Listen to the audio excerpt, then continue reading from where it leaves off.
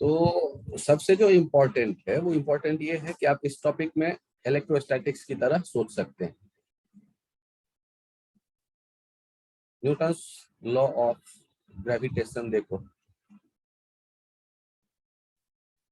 ये क्या कहता है?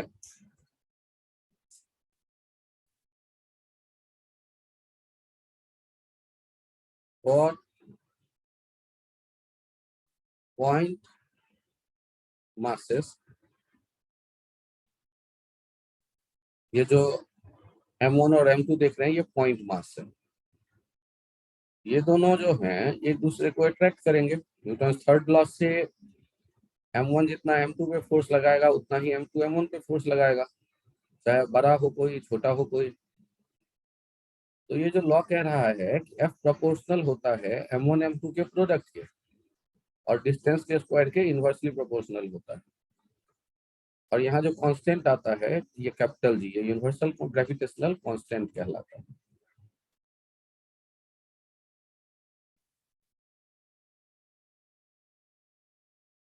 Capital G is universal gravitational constant, universal gravitational constant. और इसके यूनिट के लिए बात करोगे तो हैविंग SI यूनिट देखो क्या हो जाएगा, newton metre square by kilogram square. Simple सा, newton metre square by kilogram square. तो आप जब बात कर रहे होंगे ग्रेविटेशन के, तो ध्यान ये रखिएगा, स्टार मार्क में कर देता हूं कि ये लॉ इनफैक्ट पॉइंट मास के लिए वैलिड है। लॉ किसके लिए वैलिड है? पॉइंट मास के लिए। और पॉइंट मासेस ये किताबों में पढ़ते वक्त ये अंदाजा नहीं लगता, इसके कारण हम कई गलतियां करते हैं। आप यदि यहां तक आ गए तो नेक्स्ट पेज पे आइए। देखिए ये पॉइंट मास है m1 और ये रॉड है m2। अब इनके बीच में भी तो फोर्स लग रहा होगा।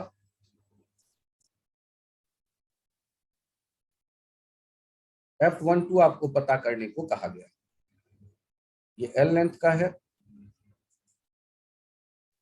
और इनके बीच का जो सेपरेशन था वो सेपरेशन था D। तो सॉल्व करते वक्त क्या करना पड़ेगा? पॉइंट मास m1 तो ठीक, इससे x डिस्टेंस पर चले आए और रॉड का एक छोटा टुकड़ा dx देखा, जिसका मास dm2 कैसे लिखेंगे? m2/L मास पर unit length into length dx। और ये जो F1 पे फोर्स लगाएगा इसे मैं dF12 कह देता हूं।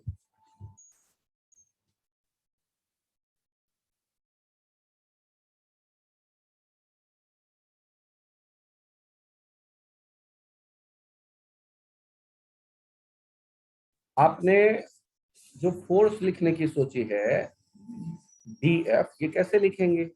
पॉइंट मास में तो वैलिड है m1 dm2/x²।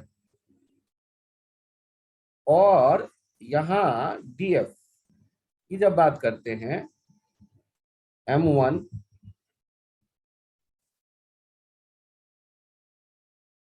इंटू dm2 के बदले में क्या लिखा था? m2 into L into dx by x²। Integrate करने की सोचो, 0 से ये f हो गया और x का वैल्यू कम से कम भी और ज्यादा से ज्यादा बी प्लस एल, तो सारे के सारे टुकड़े आ जाएंगे इसमें, बी से बी प्लस एल तक। तो एफ कितना आ गया, जी m1 m2 -1/x b2 b+l। तो यहां से आप देख सकते हैं जी m1 m2 l upon b into b+l जैसा ये वैल्यू आ जाएगा, l भी कैंसिल आउट हो गया। तो आपके पास ये डाटा आ गया जी m1 m2 upon b into b+l। Point mass के कारण क्या करने वाले हैं आप, ये समझ में आ गया, कैलकुलस अप्लाई कर सकते हैं। यहाँ पर मैंने आपको बताया यूज ऑफ कैलकुलस।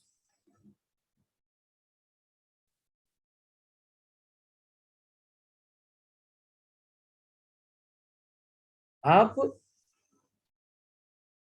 इसके बाद बात करते हैं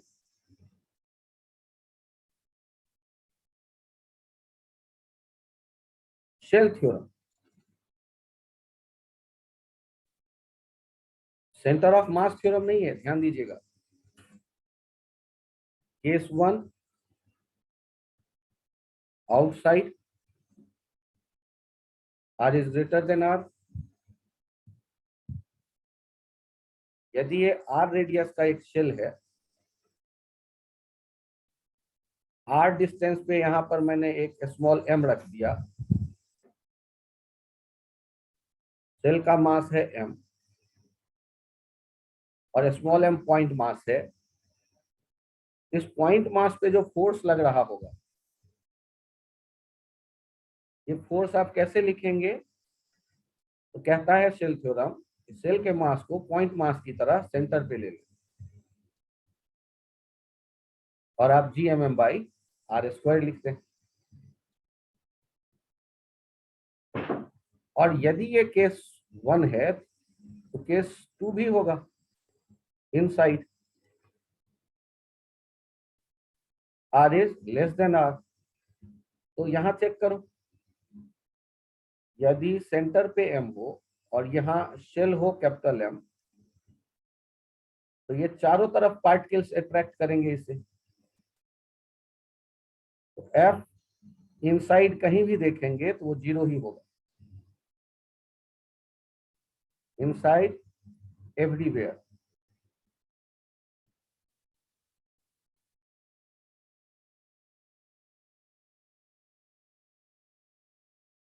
हर भीतर आप कहीं भी चेक करोगे तो नेट फोर्स 0 हो जाएगा। ये सेल थ्योरम है, सेंटर ऑफ मास थ्योरम नहीं है, ध्यान रखिएगा, सेल थ्योरम। सेल में ये एप्लीकेबल है और वो भी यूनिफॉर्म सेल हो तब। तो पीछे ये मेंशन भी कर दो, क्या पता भूल भाल गए, यूनिफॉर्म सेल, यूनिफॉर्म सेल। यदि यूनिफॉर्म नहीं होगा तो फिर ये वैलिड नहीं रह जाएगा।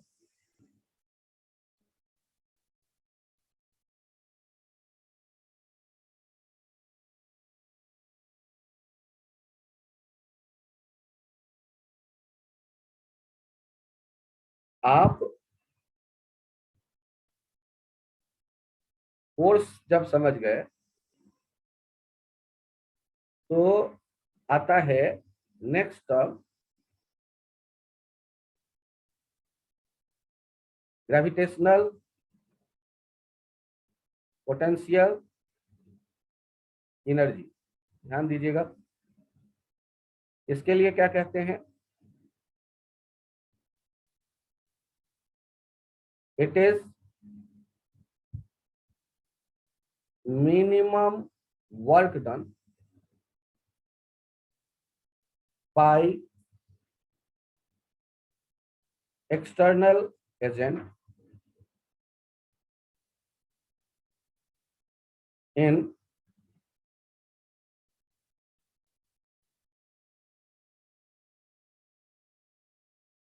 bringing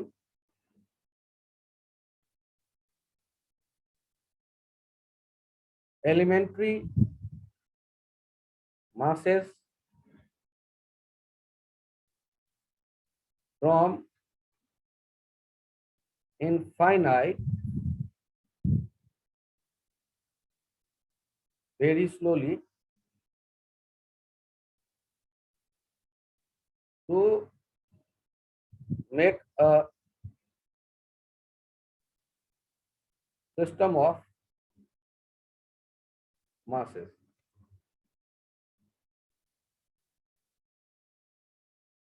or object।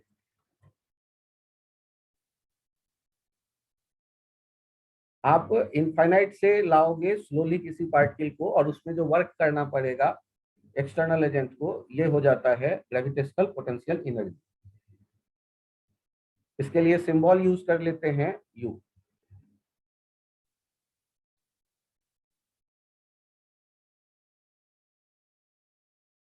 फिर चेंज करूं, when we assume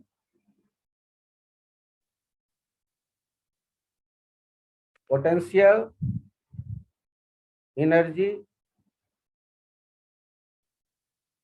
between 2-point mass system while their separation is infinite,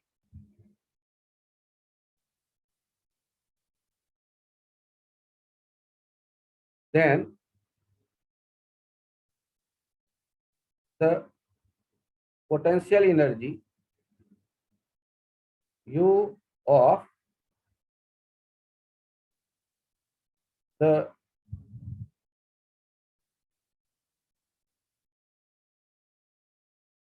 two-point mass system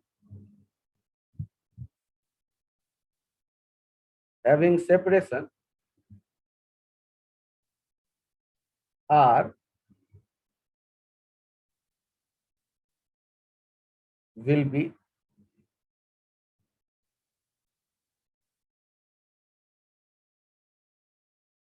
minus G m1 m2 by R।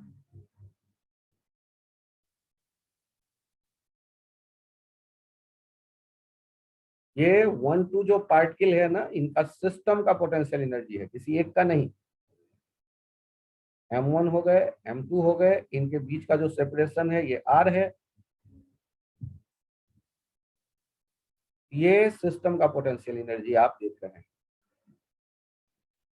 System potential energy.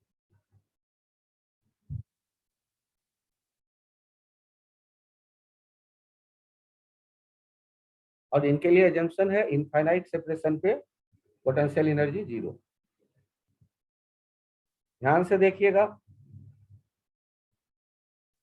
दो पार्टिकल r डिस्टेंस पे हैं, ये भी m और ये भी m, ये और भी नाम रख दिया,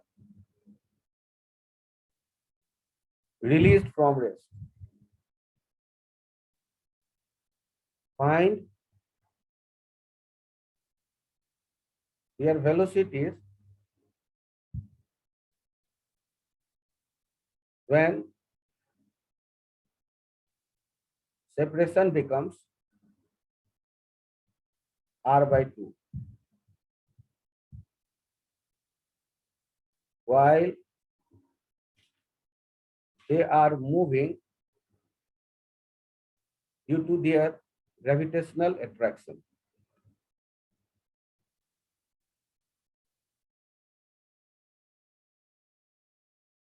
ग्रेविटेशनल इंटरैक्शन। आपको इनके वेलोसिटी के बारे में कुछ बात करनी है। तो क्या लगता है कि जब ये r/2 पे आ गए होंगे तो ड्यू टू सिमेट्री एक का भी कहोगे तो दूसरे का भी कहोगे, बाय कंजर्वेशन ऑफ मोमेंटम। क्या ये पसंद आया? दोनों का स्पीड भी क्यों कहोगे भाई? क्योंकि शुरू में मोमेंटम 0 है, तो बाद में भी इनके क्या होना चाहिए? Momentum zero. एक का भी तो दूसरे का भी। तो क्या लिख दोगे सॉल्व करते वक्त? Loss in potential energy equals to gain in kinetic energy. या तो ये सोचो, और और kinetic initial plus potential initial equals to kinetic final plus potential final. आप ये भी सोच सकते हो, मैकेनिकल एनर्जी कंजर्व। तो ज्यादातर मैं सजेस्ट करता हूं कि ये दूसरा वाला सोचो, इलेक्ट्रोस्टैटिक्स और ग्रेविटेशन के इनिशियल कितना?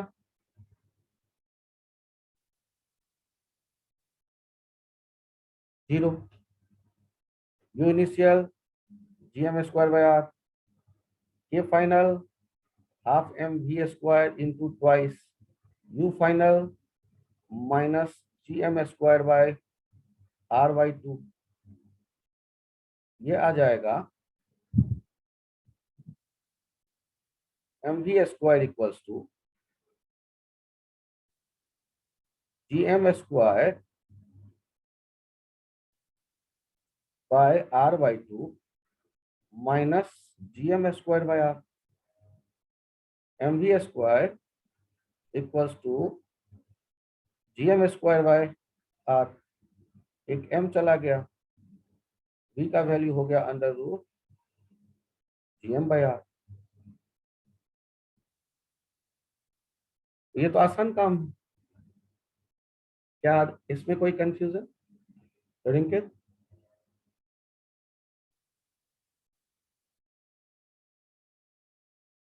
कैलकुलेशन खुद भी कर सकते हो, कोई ऐसा इशू नहीं। कैलकुलेशन में कुछ कमी हो तो बताओ। mv² तुम राइट में ही रहने दो, राइट साइड वाला माइनस gm²/r/2 को लेफ्ट साइड ले आओ। इनफैक्ट वहां ये कैलकुलेशन है, ठीक ना? हाँ, अगला टर्म आ गया आपके पास, ध्यान दीजिएगा।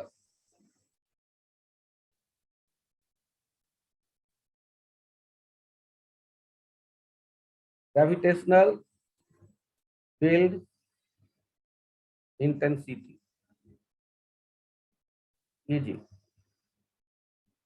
इक्वल्स टू gm/r² और point mass m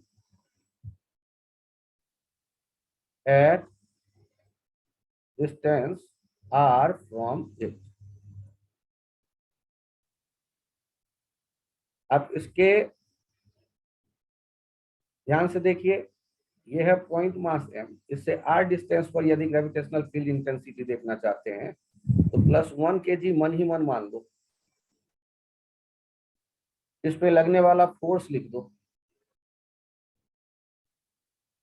ये से कह लो। और ये जो फोर्स होगा ना, क्या हो जाएगा? gm×1/r²। इसको 1 से डिवाइड कर दो, यही हो जाएगा ग्रेविटेशनल फील्ड इंटेंसिटी। या ग्रेविटेशनल फील्ड इंटेंसिटी क्या है? Gravitational force per unit mass. Gravitational force per unit mass in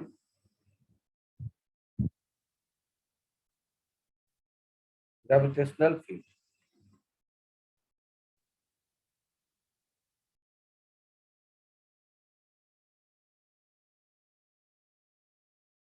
of an object or a system of particles or a system of particles।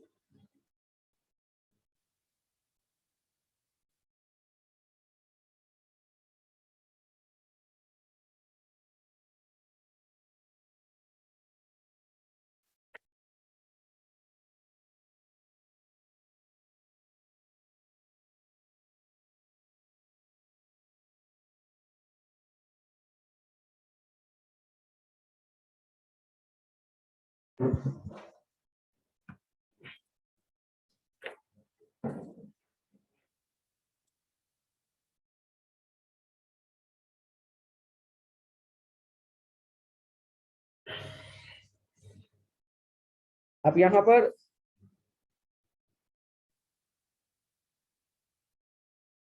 ये सोच सकते हैं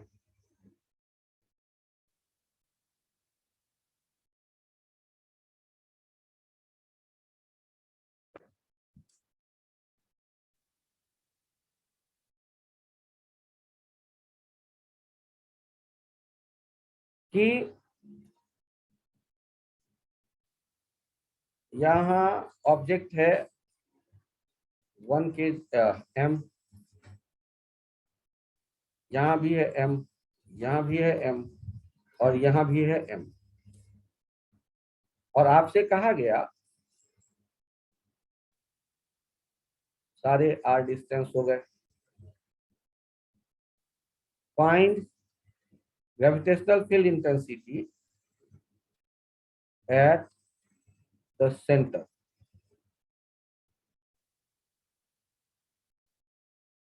ऑफ द स्क्वायर।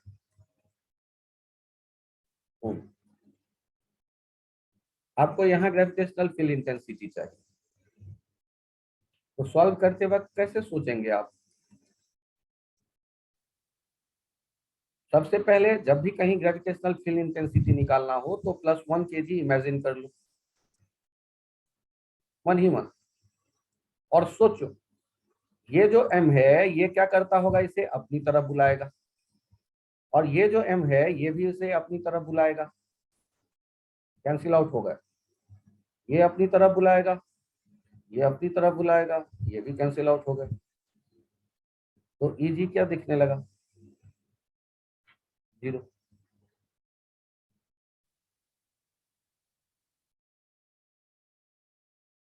इसमें कोई confusion तो बताओ।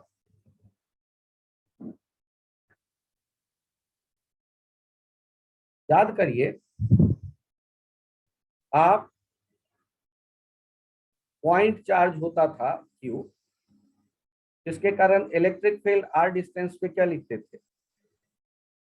इलेक्ट्रिक फील्ड लिखते थे KQ/r², और ये दूर की तरफ। तो यदि पॉइंट मास होगा m, तो इससे r डिस्टेंस पर ग्रेविटेशनल फील्ड इंटेंसिटी क्या लिखेंगे? जी Gm/r²।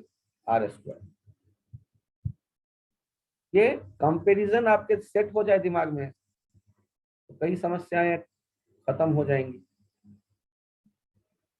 यदि कोई शेल होता था +Q वाले यूनिफॉर्म चार्ज, तो इसके कारण r डिस्टेंस पर क्या हो जाता था? ग्रेविटेशनल इलेक्ट्रिक फील्ड इंटेंसिटी लिखते थे KQ/r²। यदि शेल हो जाए m मास का, r डिस्टेंस पे ग्रेविटेशनल फील्ड इंटेंसिटी क्या लिख रहे होते हैं? Gm/r²। डायरेक्शन केवल ध्यान दीजिएगा अपोजिट। यदि शेल है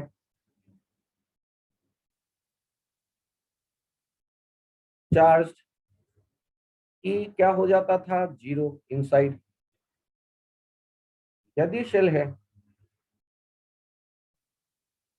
Eg क्या हो जाएगा? इनसाइड 0।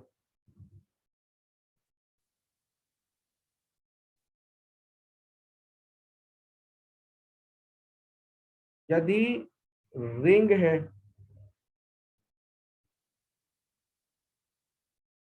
रिंग पे +Q चार्ज है, इसका रेडियस है r, और इसे x डिस्टेंस पर जाकर लिखा करते थे electric field intensity KQ/r² + x² 3/2।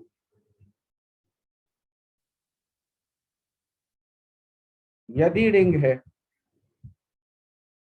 Radius है r, x डिस्टेंस पर आकर के ग्रेविटेशनल फील्ड इंटेंसिटी आप लिख रहे होंगे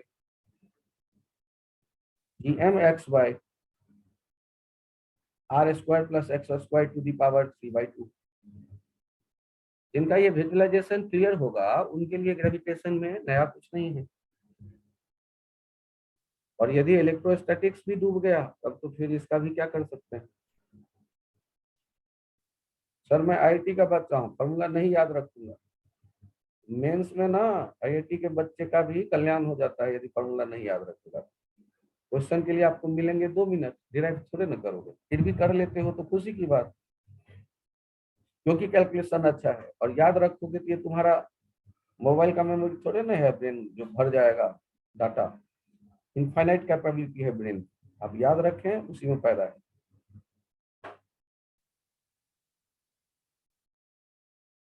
इनमें ग्राफ बनाते थे किसी तरह, तो याद करिए इलेक्ट्रिक फील्ड का जब ग्राफ बनाते थे तो कुछ इस तरह का ग्राफ आता था, R/√2 पे मैक्सिमम। याद हो तो, और नहीं याद है तो कोई बात नहीं। लेकिन इसमें जो है डायरेक्शन के लफड़े के कारण ये थोड़ा सा अपोजिट हो जाएगा। क्यों अपोजिट होगा का कारण समझ लो। यदि रिंग के लेफ्ट साइड में होगे तो इलेक्ट्रिक फील्ड का डायरेक्शन, ग्रेविटेशनल फील्ड का डायरेक्शन पॉजिटिव हो जाएगा, और यदि राइट साइड में रहोगे तो निगेटिव हो जाएगा। इसलिए नीचे और ऊपर ये डायरेक्शन का ये हिसाब किताब है थोड़ा सा ग्राफ में।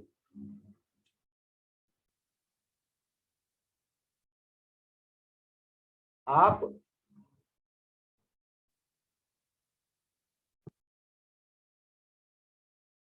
चौथे तक आ गए तो पांचवें पर आओ, थोड़ा याद दिलाना मुझे। यदि कोई आर्क होता था, आर्क के कारण इलेक्ट्रिक फील्ड लिखा करते थे, इलेक्ट्रिक फील्ड कुछ यदि याद आ जाए, थोड़ा हेल्प करो मुझे। ये थीटा एंगल है,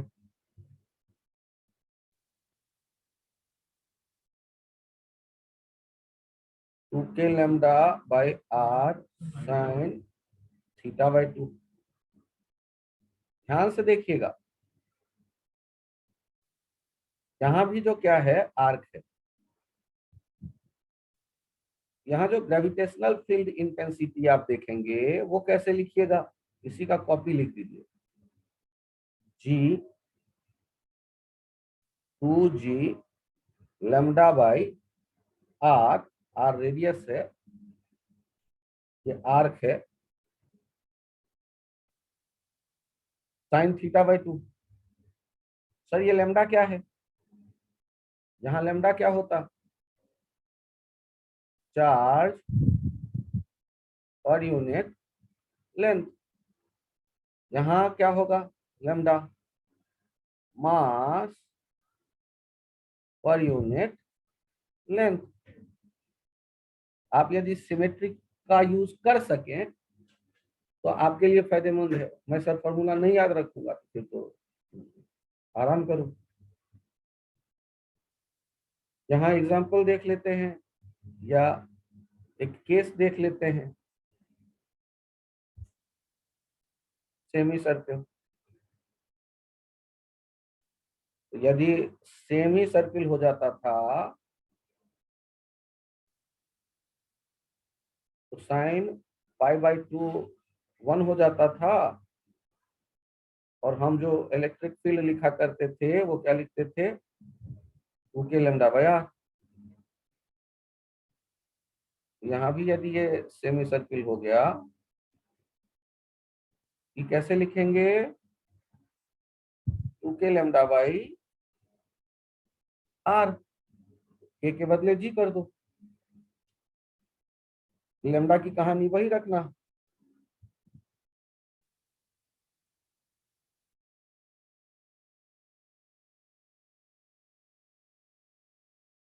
यदि कोई कंफ्यूजन है तो बोलो।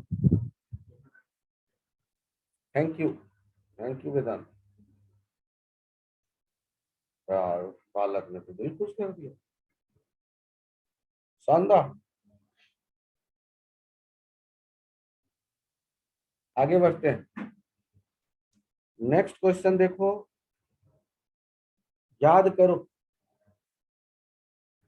एक फाइनाइट था कहानी आर डिस्टेंस पे, और फील्ड ऐसे देखा करते थे। ई परपेंडिकुलर रिंग की याद है या भूल भाल गए? अल्फा बीटा के फॉर्मेट में कोई हुआ करता था, याद करो। के लैम्डा बाय आर होल वाला रिंग के sign beta plus sine alpha. नहीं याद है तो कब याद करोगे? गर्मी की छुट्टी के बाद, तब तक एग्जाम निपट लेगा। अभी याद करना है भाई। Cos alpha minus cos beta school के एग्जाम में तो ऑप्शन रहता है, गर्मी की छुट्टी में बैठ के याद करो। लेकिन अभी तो भाई उससे पहले निपट लेगा अपना मेंस। फॉर्मूला सर मैं ना तो इलेक्ट्रिक वाला याद रहूंगा करूंगा और ना ही ग्रेविटेशन वाला कभी याद होगा।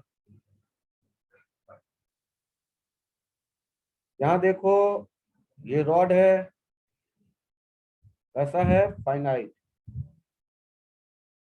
और इससे कितने डिस्टेंस पे आ गए हैं आप? और अल्फा बीटा कहाँ देखते थे? ये इधर बीटा देखते थे, इधर अल्फा देखते थे। आर होता था distance shortest perpendicular. R distance पे देख रहे हैं, इस रॉड के कारण gravitational field alpha finite rod वाला और ये बीटा, तो इनके डायरेक्शंस कैसे रहेंगे? इनके डायरेक्शंस कैसे रहेंगे? कॉपी पे बना लो, फॉर्मूला लिख लो आप।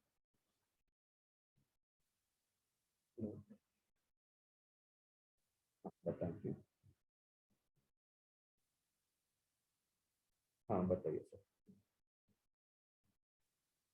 नहीं, thank you sir, thank you.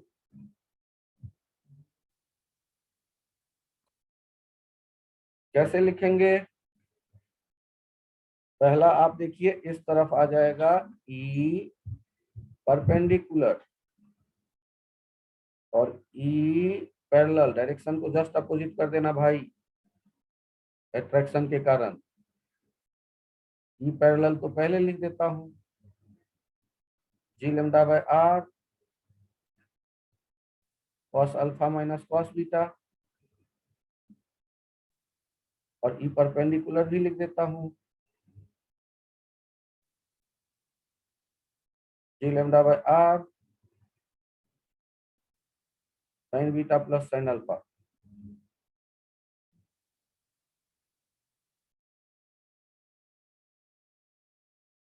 Seventh या इसी का case,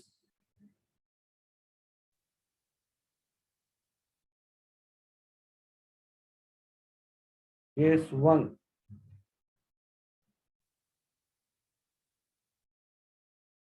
infinite charged rod. E net हो जाएगा केवल ई परपेंडिकुलर, और वो हो जाता था 2k lambda by are.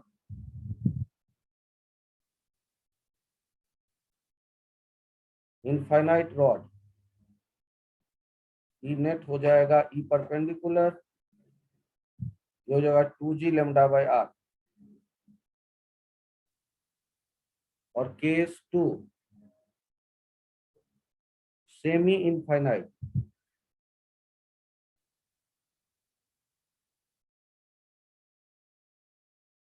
Charge rod. यदि ये इनफाइनाइट की तरफ गया है और एंड से आर डिस्टेंस पे आप देख रहे हैं, ये दोनों हो जाता था परपेंडिकुलर के लैम्डा बाय आर, पैरेलल के लैम्डा बाय आर। इसमें भी देख लो, सेमी इनफाइनाइट रॉड। इनके लिए भी वही कहानी पका देना, कि perpendicular G lambda by R, parallel G lambda by R. जहां आर क्या है? डिस्टेंस है, ओके रिंकेट लिख लिया।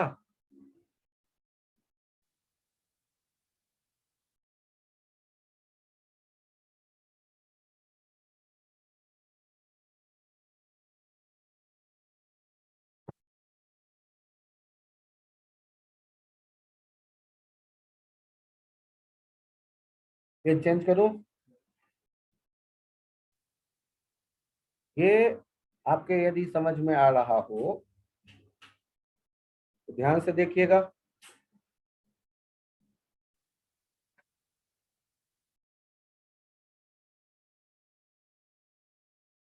सेवेंथ,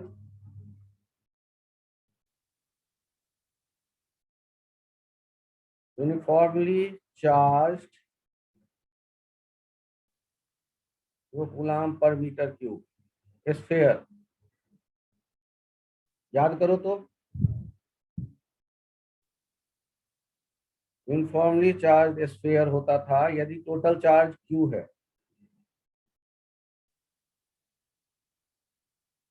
तो यहाँ आउटसाइड और इनसाइड की बात करते थे।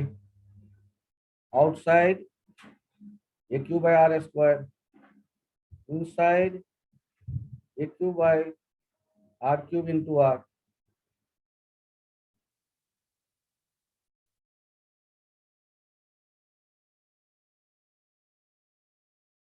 एम मास का ये सॉलिड स्फीयर दिख रहा है। ग्रेविटेशनल फील्ड इंटेंसिटी देख रहे हैं outside, G M by are square, r is greater than r. ये G inside, G M by r cube into r. Note कर लो भाई, चक्कर में मत रहो कि आता है तो अच्छी बात, प्रैक्टिस हो गई, नहीं आता है तो लिखना जरूरी है। तो इलेक्ट्रोस्टैटिक्स का फॉर्मूला दोबारा लिख रहा हूँ, अब कितनी बार और लिखोगे? तो तुम्हें तो 10 बार लिख के इसे याद करना चाहिए।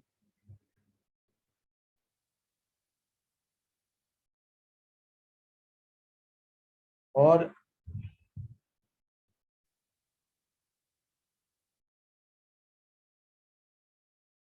Charge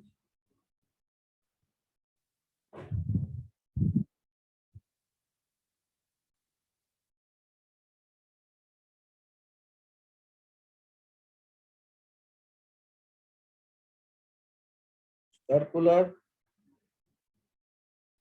charge sheet. ध्यान से देखो, ये सर्कुलर चार्ज शीट है। ये आर और एक्सिस पे कहीं आ गए जहां ये एंगल थीटा बन रहा है, और इस जगह इलेक्ट्रिक फील्ड इंटेंसिटी हमने डिराइव किया था। यदि याद आ जाए तो ओके, और नहीं याद आए तो फिर से देखो। Rho by epsilon nought into 1 minus cos theta. शायद याद है आप लोगों को, क्लास में डिराइव्ड है ये रिजल्ट।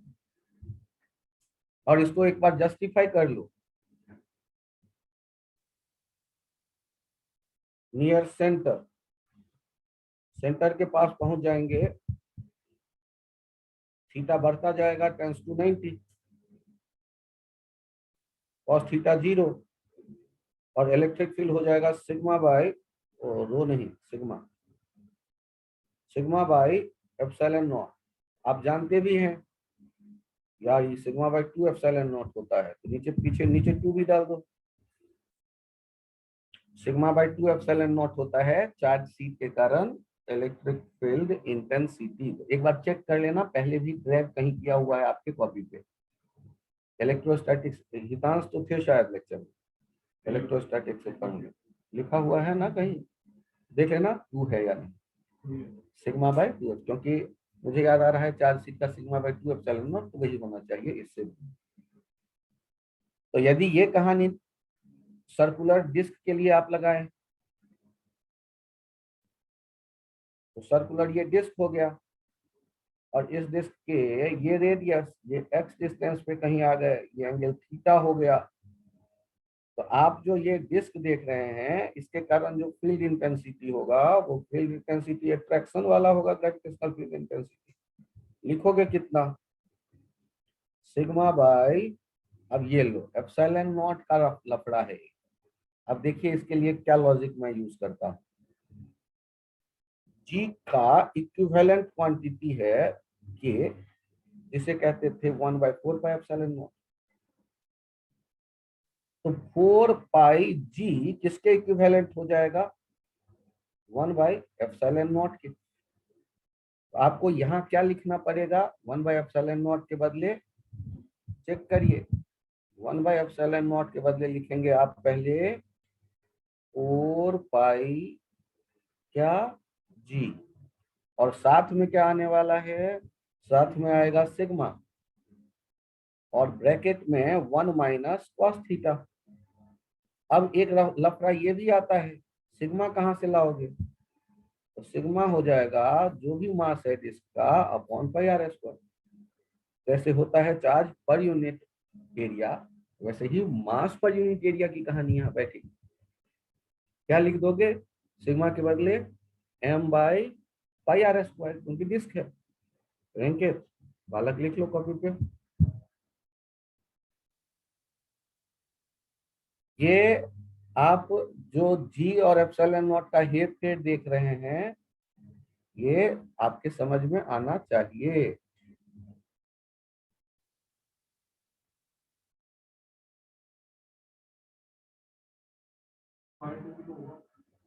तू छूट रहा है, ओहो, पकड़ के ला। थैंक यू, बहुत बढ़िया है काम। 2 बाई 2, क्योंकि ये 2 वाला जो है कहानी छूट रहा था कहीं, बाई 2 कर दो।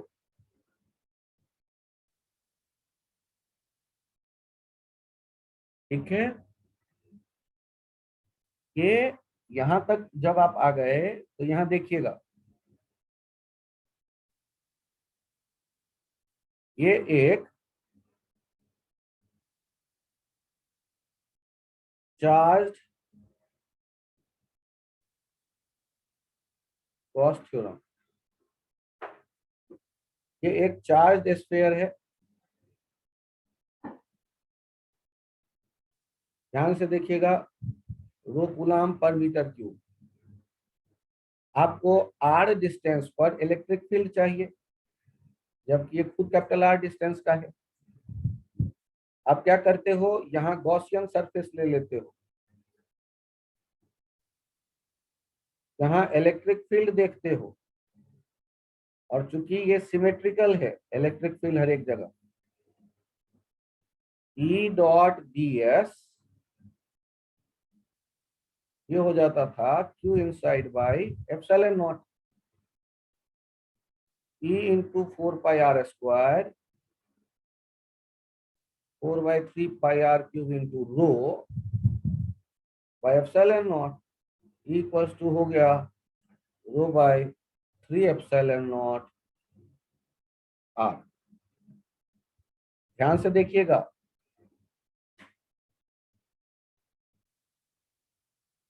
गॉस थ्योरम, एक तो आपके पास है E dot D S equals to Q inside by epsilon naught, उसका जुर्मा भाई देखो, E G dot D S, ध्यान देना 4 pi G into mass inside, वहां चार्ज इनसाइड था, यहाँ ये इलेक्ट्रोस्टैटिक्स का है, और ये ग्रेविटेशन का है। इस पे भी आईआईटी ने ऐसा क्वेश्चन पूछा कि जिनको गॉस थ्योरम आता है वही सही कर पाएंगे। यहाँ लिख लेना, जी इक्विवेलेंट होता है 1/4 pi epsilon naught, 4 pi G equivalent हो जाएगा 1/एप्सिलॉन नॉट, 1/एप्सिलॉन नॉट के बदले 4 pi G into mass inside. याद रहेगा, यहाँ आपके सामने स्फीयर है,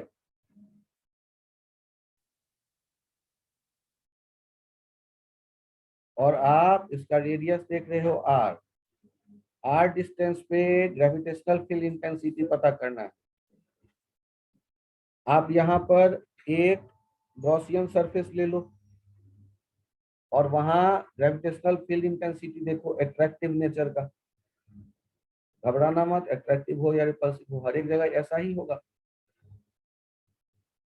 ई डी एस जो होगा इंटीग्रेट करके क्या कर देंगे, 4πg इंटू एम इन साइड इंटू 4πr², 4πg,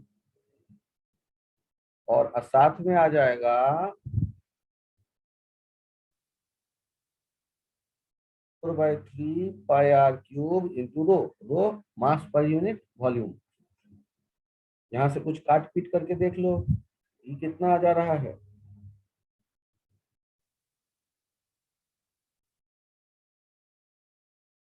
4π तो यहाँ से मैंने भगा दिया, एक आर बचा, 4/3πr²।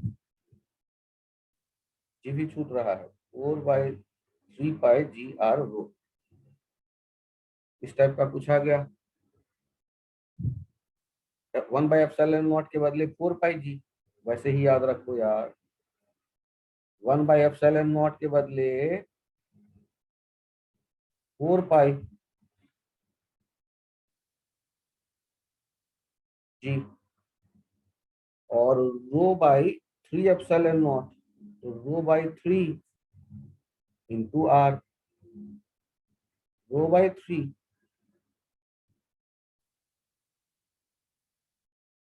Into are. क्या ये बात समझ में आ गई? वैसे सिमिलरिटी से लिख लो, 1/ε0 के बदले 4πg, ρ/3 इंटू आर।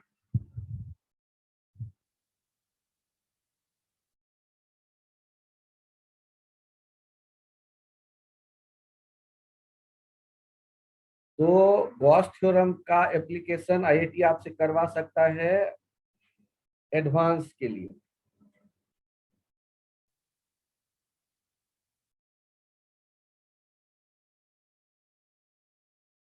उम्मीद करता हूं।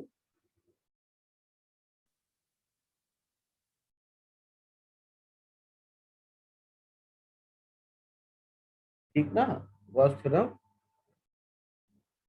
अब मुझे ये बताओ, क्या यहाँ एक और टर्म आने वाला है या नहीं?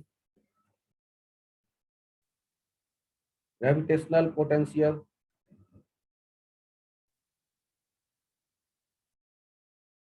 It is potential energy per unit mass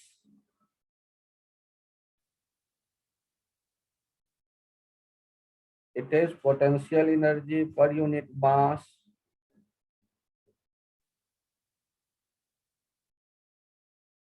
at a point in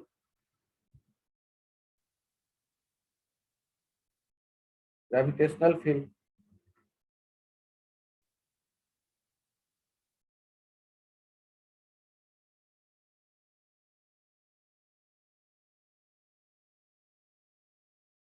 In gravitational field.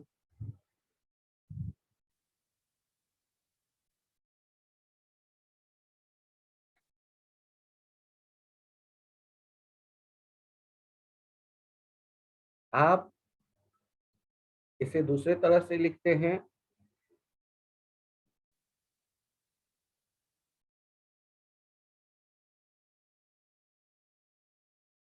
it is minimum work done per unit mass in bringing a mass from infinite to a point present in gravitational field.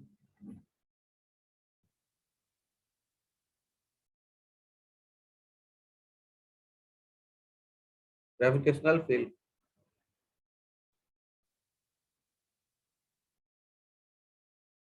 ये point mass है m।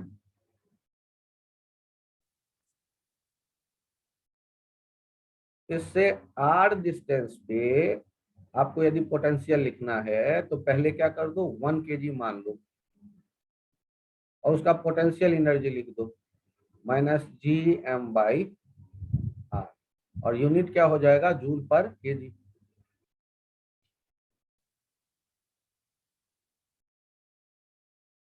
ये कब, when v equals to 0 at r tends to infinite। यदि आप potential लिखना चाहते हैं तो क्या करेंगे कि इनफाइनाइट से मास को लाएंगे ग्रेविटेशनल फील्ड में, जो मिनिमम वर्क करना पड़ा उसको डिवाइड कर देते हैं मास से, तो work done, minimum work done per unit mass, ये जो होगा ना इनफाइनाइट से लाकर किसी फील्ड में किसी पॉइंट तक रखने में, तो ये जूल पर केजी इसका यूनिट होगा।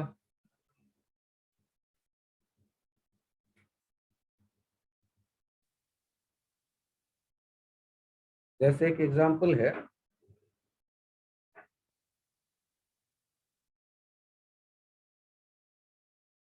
आप यहां देख रहे हैं m, यहां देख रहे हैं m, m, m। आपको बताना है सेंटर पर पोटेंशियल क्या होगा, सारे डिस्टेंस है ये r। Find potential at centre, find potential at centre. Potential कितना चाहिए सेंटर पे,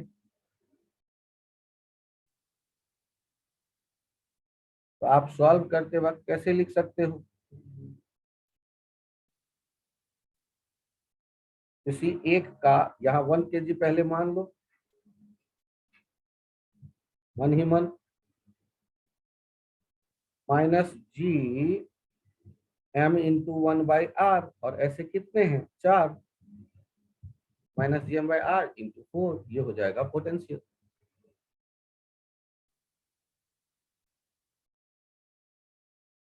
यदि कोई कंफ्यूजन हो तो बताएं प्लीज।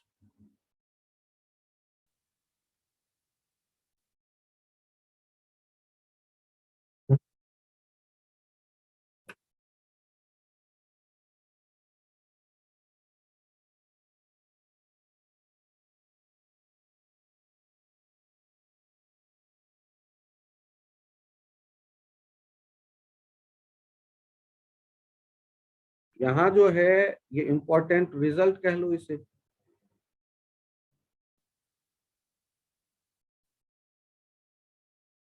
इंपॉर्टेंट रिजल्ट, और वो उसका यहाँ एप्लीकेशन है।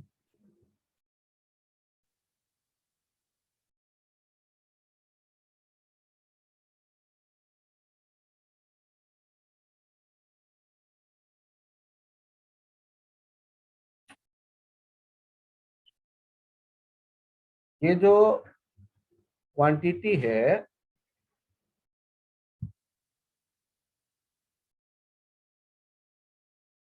इट इज स्केलर क्वांटिटी,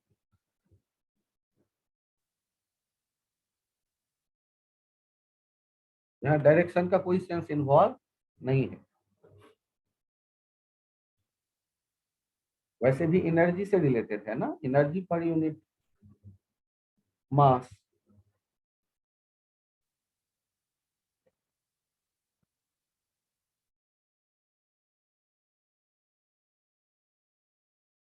याद करिए,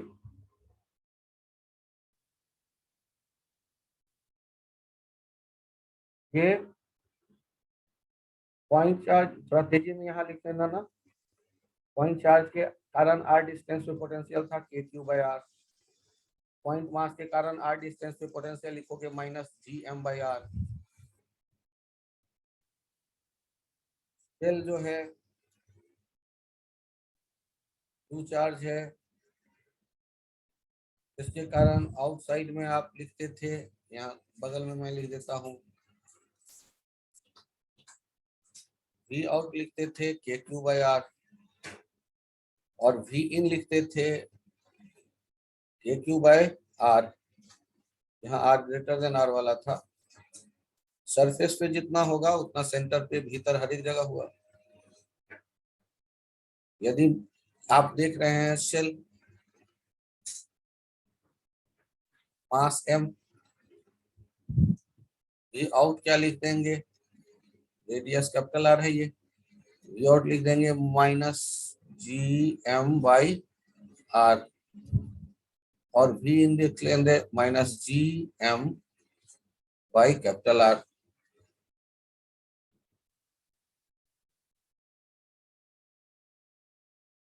यदि आपके पास uniformly charged non conducting sphere हो, वी आउट लिखते थे kq/r, वी इन लिखते थे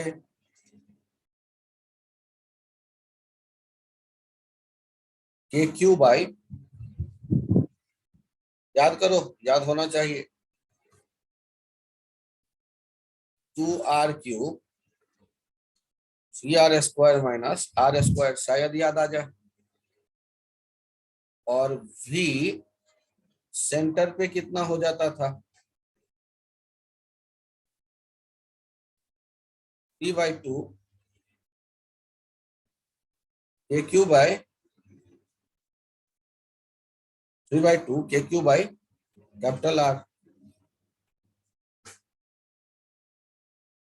r रेडियस का ये स्फीयर रहे तब। यही कहानी जब आप अप्लाई करेंगे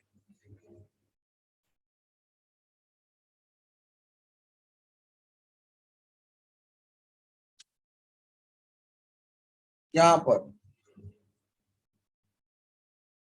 सॉलिड स्फीयर, सोच के लिखो तो, वी आउट, ये r रेडियस है, ये m मास है, सॉलिड स्फीयर,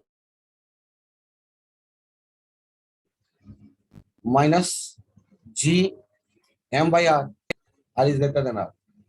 वी इन क्या हो जाएगा, -gm/2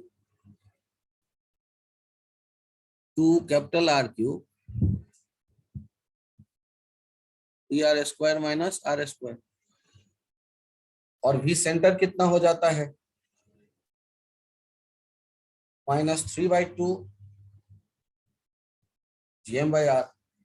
अब ये सब फॉर्मूले की तरह हम यूज करने वाले हैं, अब डिराइव कर करके टाइम नहीं वेस्ट करना है आप। और आपके पास जब क्वेश्चन आएगा या तो इलेक्ट्रोस्टैटिक्स और ग्रेविटेशन दोनों को आप ढूंढने वाले हैं या फिर बनाने वाले हैं, सीधे आप अप्लाई करेंगे फॉर्मूले।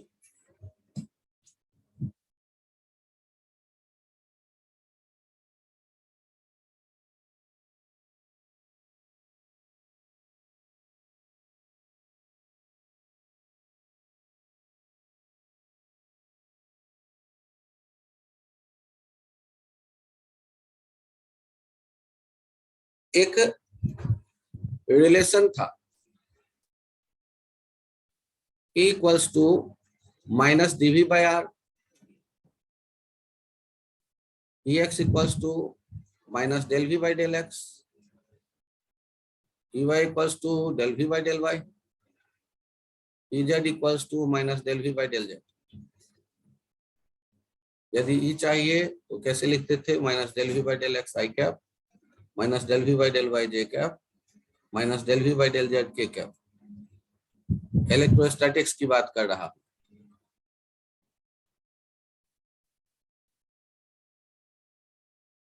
तो ग्रेविटेशन की बात क्यों नहीं करोगे ऐसे।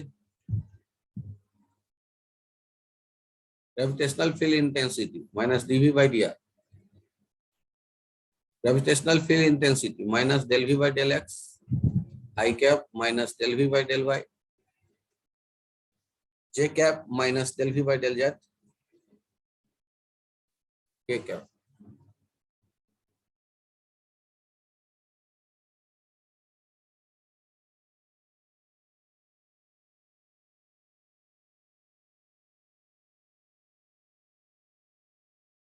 जैसे अर्थ होगा ना, तो अर्थ के चारों तरफ जो ग्रेविटेशनल फील्ड लाइंस बनाएंगे, ये चूंकि अट्रैक्टिव नेचर का होता है, तो ये इसे लिख दीजिए gravitational field lines. Gravitational field lines. और यदि यहां पर अर्थ के सेंटर से आप r डिस्टेंस पर आकर के एक सरफेस चुनेंगे,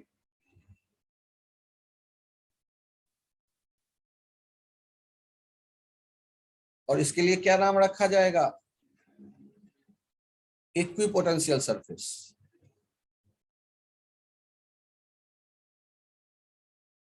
इसके लिए क्या नाम रखा जाएगा? Equipotential surface. और यदि किसी मास को हम यहां से यहां घुमा उमा के यहां लाएंगे, ये है पाथ, तो work done by gravitational field on m, यहां क्या दिखेगा? 0, क्योंकि इनिशियल और फाइनल पोटेंशियल क्या है? सेम। और ये पॉइंट यहां भी वैलिड रहेगा।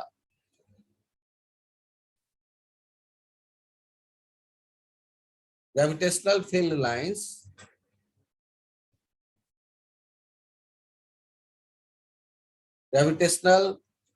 लाइंस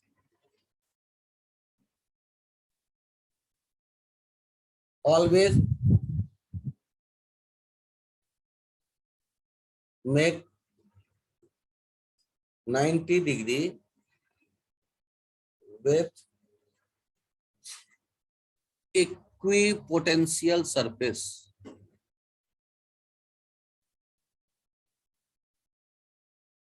इलेक्ट्रिक फील्ड लाइंस जैसे बनाता था ना, वैसे ही ग्रेविटेशनल फील्ड लाइंस जो है always make 90 degree with equipotential surface.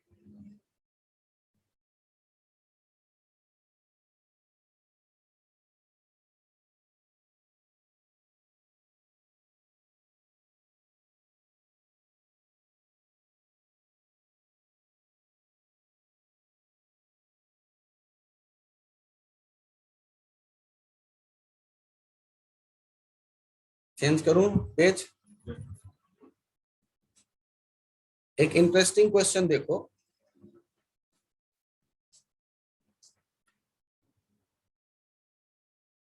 ये है m मास r रेडियस का अर्थ,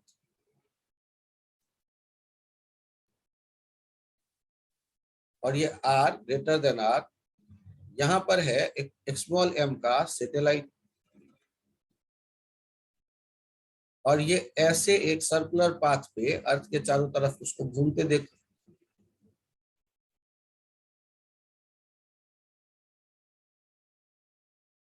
इसको एग्जांपल के बजाय कंसेप्ट हेडिंग दो, कंसेप्ट।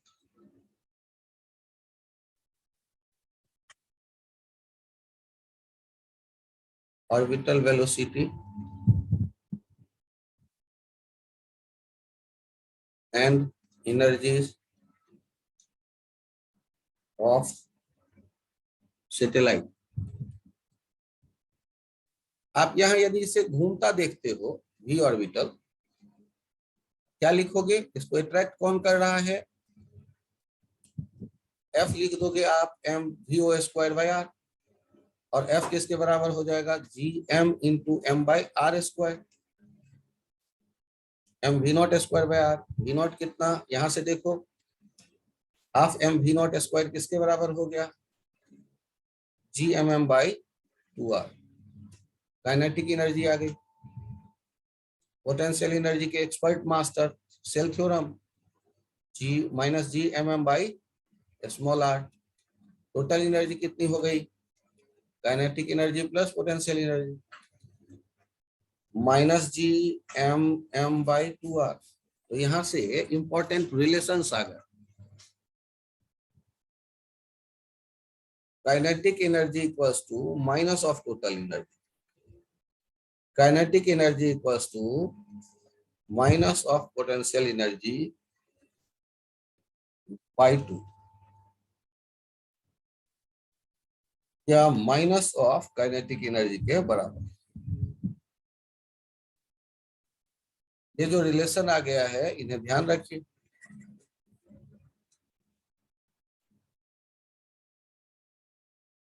हमेशा वैलिड है, चाहे इलेक्ट्रोस्टैटिक्स में 5 स्टार कर दो।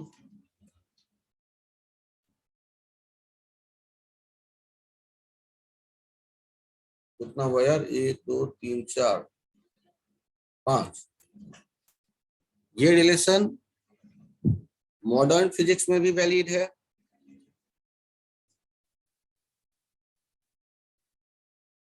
और ग्रेविटेशन में भी वैलिड है। दोनों जगह वैलिड है।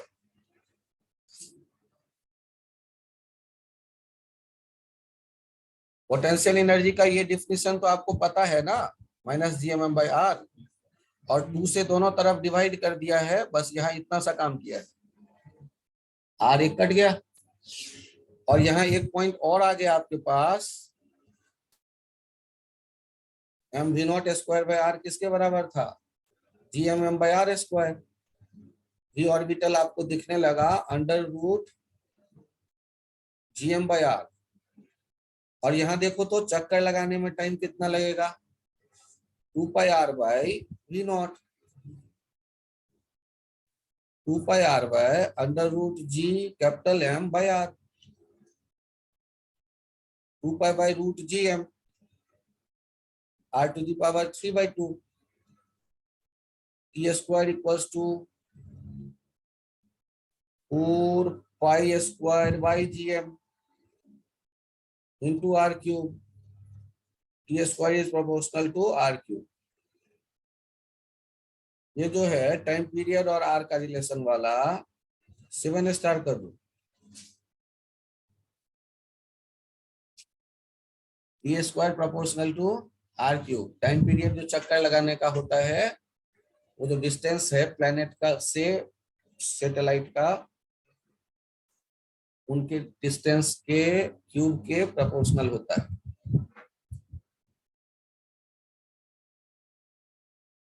तो यहाँ जो फॉर्मूले आए हैं, इन फॉर्मूले को भी आपको याद रखना है। ये 3 स्टार कर दो। यहाँ एक पॉइंट का बहुत ध्यान रखिएगा आप कि velocity of satellite do not depends on its, या speed of satellite, speed of satellite do not depends on its mass, on its मास।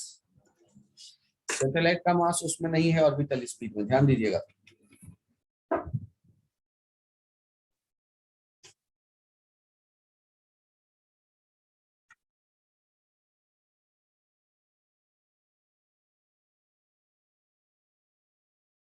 यहां तक नोट कर लिया कि कोपरनिकस 27 सालों तक रात में तारे गिनता रहा और अपने तारे के पोजीशंस का जो मैप उसने बनाया 27 सालों का, वो अपने स्टूडेंट को दिया। स्टूडेंट था केपलर, और उसे कहा बालक मैंने बड़े काम कर लिए, अब तू लॉ इसका बना लो। तो केपलर ने 3 प्लैनेटरी मोशन से रिलेटेड लॉ बनाए और अपने गुरुजी को थैंक यू बोला कि आप जो 27 साल रात में जागे, उसी से ये संभव हो सका। लेकिन लॉ किसके नाम से जाना जाएगा? बालक वही जो केपलर है उसी के नाम से। क्या नाम है? Kepler's law of planetary motion. Kepler's law of planetary motion. Kepler's law of planetary motion. पहला, all planets moves around the sun on elliptical paths.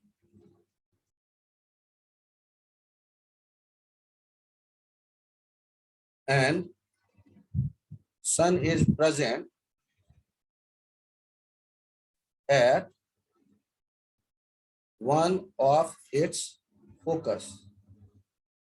आप लोग तो एलिप्स के मास्टर आदमी, तो एलिप्स का जो है इक्वेशन भी याद है आपको, और आपको इसका फोकस का तो लेंथ जरूर याद होगा। मजाक मत करो सर सुबह सुबह। बी और ए, जल्दी बताओ क्या लिखते थे? माइनस ए ई जीरो, और दूसरा क्या हो जाता था? प्लस ए ई जीरो। तो सन इनमें से किसी एक पे होगा, तो यहाँ पे डाल दिया मैंने, किसी एक पे राम नाम लेके सन को बैठा दिया। भाई अब हटना मत यहाँ से। और आप प्लेनेट को देख रहे हैं इसी पे चक्कर लगाता हुआ, ध्यान से देखिएगा।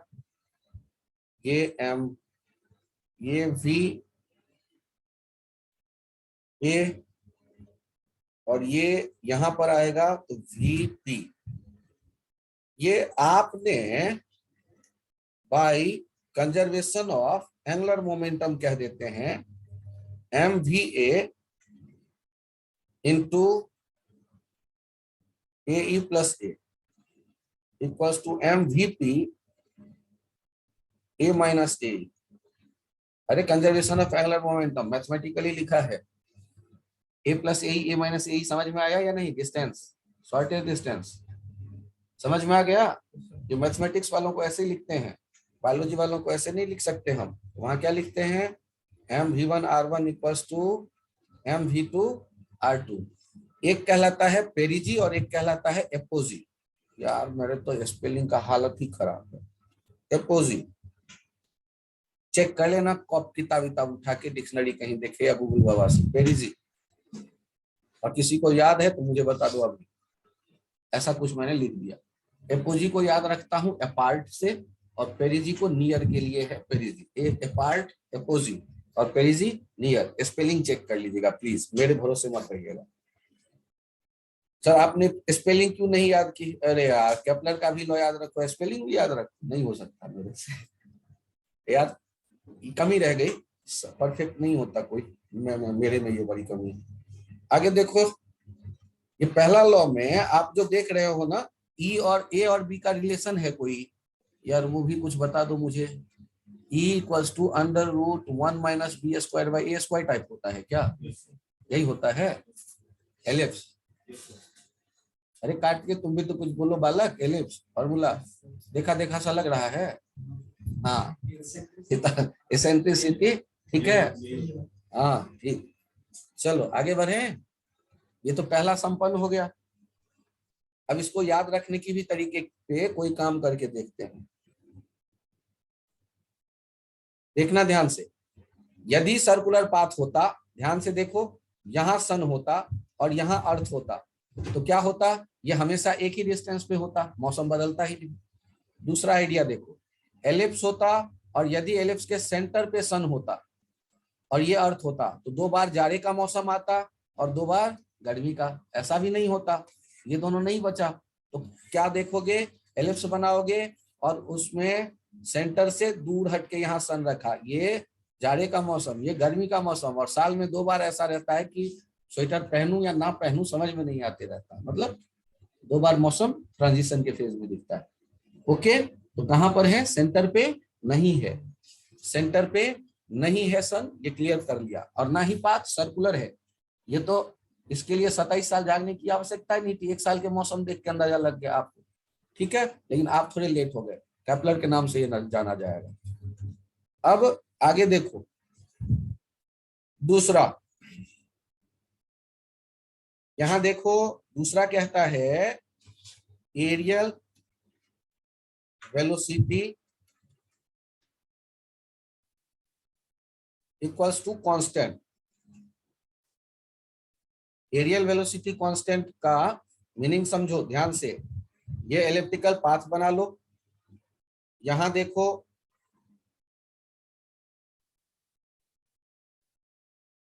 यहां पर रख दिया है सन, यहां पर रख दिया है अर्थ।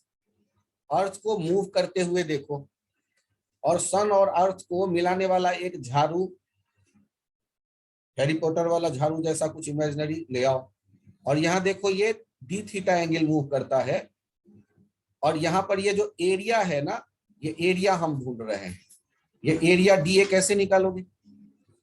Half into perpendicular R D theta into base. यदि समझ में आ जाए तो खुश हो जाओ। D A by D T कहां से आ जाएगा?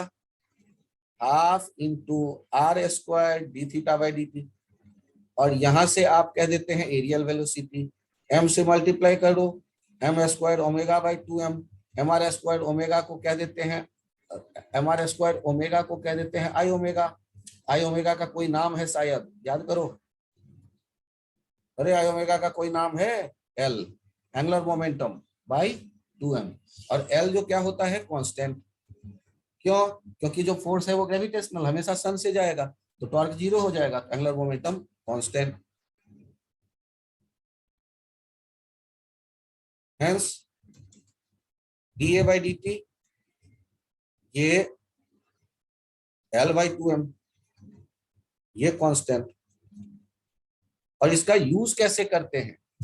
इसका यूज करते हैं कि एलिप्टिकल पाथ पे आपको यदि ये दिख जाए झाड़ू की सफाई, तो अलग अलग टाइम इंटरवल के लिए देखो ध्यान से, ये है सन, यहां था अर्थ, और ये अर्थ जो है स्वैप करके यहां तक आ गया है, और इसमें टाइम लग रहा है t1।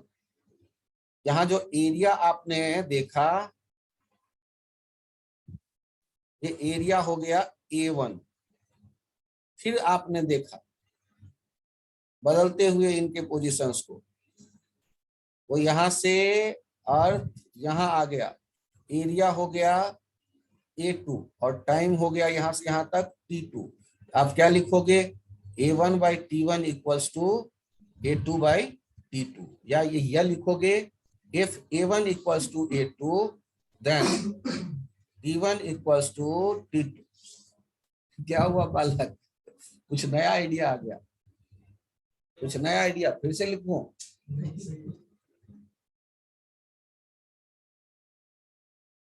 एरिया दिख रहा है या नहीं? एरिया इक्वल टाइम में इक्वल स्वैप करेगा, कहानी कुल मिलाकर ये है। पूछेगा क्या? एरिया बता देगा A1 A2 बराबर है, T1 दे देगा, T2 पूछेगा। T1 यदि 6 महीना है तो T2 भी 6 महीना होगा, T1 2 महीने है तो T2 भी 2 महीने होंगे।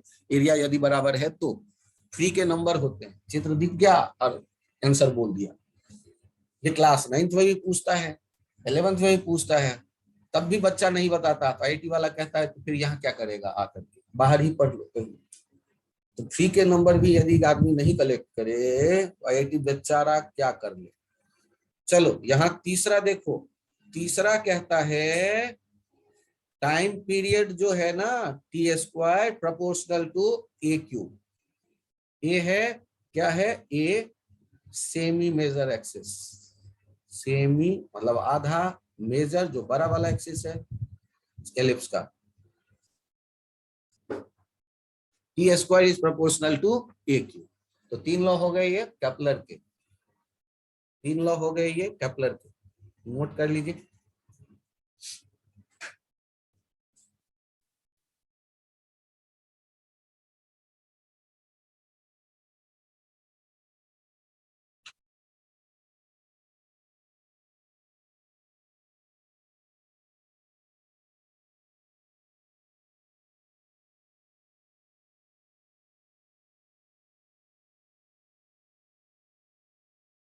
यहां तक जब आप पहुंच गए तो देखिए,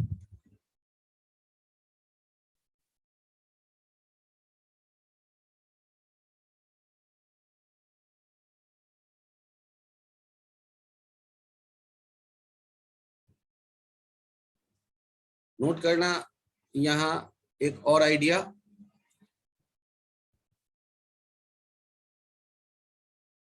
एस्केप वेलोसिटी। एस्केप वेलोसिटी के लिए क्या कहानी है, ये VE सिंबल यूज करते हैं। ये है अर्थ का सरफेस, प्लेनेट है या अर्थ है। यहां पर है एक पार्टिकल स्मॉल m, ये कैपिटल M और ये रेडियस है r। इसको मिनिमम एनर्जी देते हैं, मिनिमम काइनेटिक एनर्जी ऐसा देते हैं ये चलता चला जाए और ये पहुंच जाए एट इनफाइनाइट, और इस ये इनफाइनाइट पे पहुंच के क्या हो जाए, रेस्ट। तो हम इस एस्केप वेलोसिटी के लिए क्या देखेंगे, एक्सटर्नल कोई फोर्स तो है नहीं, के इनिशियल यू इनिशियल किसके बराबर कर देंगे, ये final plus U final K initial लिख रहा हूं half M V escape square, potential shell theorem से m कितना हो गया minus GM by R, GMM by are, और फाइनल काइनेटिक भी जीरो और इनफाइनाइट सेपरेशन पे पोटेंशियल भी जीरो। ध्यान से देखिएगा, वी एस्केप कितना आ गया, under root GM by are,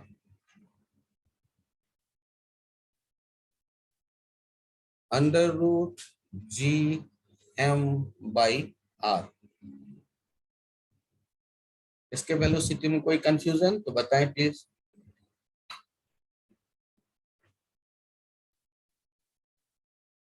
okay है, कहानी में हल्का सा ट्विस्ट है। ये है अर्थ, ये अर्थ में आपने क्या किया, गड्ढा बनाया, कितने डेप्थ का, R/4 डेप्थ का, और इसके गड्ढे के भीतर में एक पार्टिकल देखा, और इस पार्टिकल के लिए इसके वेलोसिटी क्या होगा ये हम जानना चाहते हैं, जबकि रेडियस है इस स्फीयर का, अर्थ का r, और ये है मास m है ये अर्थ। यदि इस जगह से आप फेंकें और ये कहां चला जाए, टू इनफाइनाइट, और मिनिमम दे रहे हैं, और यहां आकर के वो रेस्ट पे चला आए, तो इसके लिए फिर से देखो, के इनिशियल प्लस यू इनिशियल किसके बराबर कर दोगे, ये फाइनल प्लस यू फाइनल। इसको एग्जांपल की तरह नोट कर लो। के इनिशियल ये तो याद ही है, half M V square. U initial कितना, ध्यान से देखिएगा, ध्यान से देखिएगा, माइनस यहां से यहां वाला distance r, minus GM by, ध्यान दीजिएगा, r capital R 2r cube 3r square minus r square. याद करो, याद करो, ये पोटेंशियल हो गया, और इसको स्मॉल m से मल्टीप्लाई करेंगे तो पोटेंशियल एनर्जी बन गई उस m की। समझ में आया, पक्का, कार्तिक के बालक नहीं आ गया। और फाइनल वाला काइनेटिक भी जीरो, पोटेंशियल भी जीरो। ये r किसके बराबर हो जाएगा, r बराबर हो जाएगा r minus D, r minus r/4, 3r/4, put up कर दोगे निकल आएगा। ये एग्जांपल जो है, केवल ग्रेविटेशन पढ़ने के बाद केवल वो 10,000 बच्चे जो IIT के भीतर है वही बनाते हैं, बाकी को ये फॉर्मूला ही नहीं याद रहता, और एग्जाम में ये डिराइव पता ही नहीं कर सकते, क्योंकि मैं तो क्लास में भी नहीं करता हूँ, छोड़ देता हूँ। और फॉर्मूला आप नहीं याद रखोगे, क्वेश्चन आपका फंस जाएगा। पोटेंशियल लिख लो और मास से मल्टीप्लाई कर दो तो पोटेंशियल एनर्जी हो गई।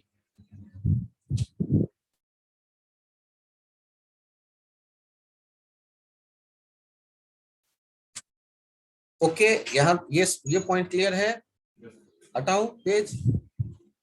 यहां देखिए एक पॉइंट और, ये जो आपने देखे अर्थ, और अर्थ से आपने जब प्रोजेक्ट किया, ये n times escape velocity, n is greater then 1, तो क्या होने वाला है, ये क्या ये यहीं रुकेगा या इनफाइनाइट पे जाएगा, और यदि इनफाइनाइट पे जाएगा तो इसका जो वहां पहुंचने के बाद स्पीड होगा, होगा या नहीं होगा, तो कितना होगा, कैसे सोचोगे? K initial plus U initial equals to, concept की तरह याद रख लीजिएगा, K final plus U final, K initial half M N V square minus G M M by R, जहां इसके बराबर हो गया K final half M V square plus 0। आप याद करो, सिंस एक और फॉर्मूला है वी का ना, उसको यूज करो, since half M V square हो जाता है half M G M by, याद करो जी एम बाई आर लिखते हो, ये हो जाएगा जी एम एम बाई 2r। अरे वी स्क्वायर का क्या था यार, root G M by R, ठीक ना, root G M by R हमने पुट कर दिया, ये हो गया G M M by 2r। तो यहां से हम क्या लिख सकते हैं,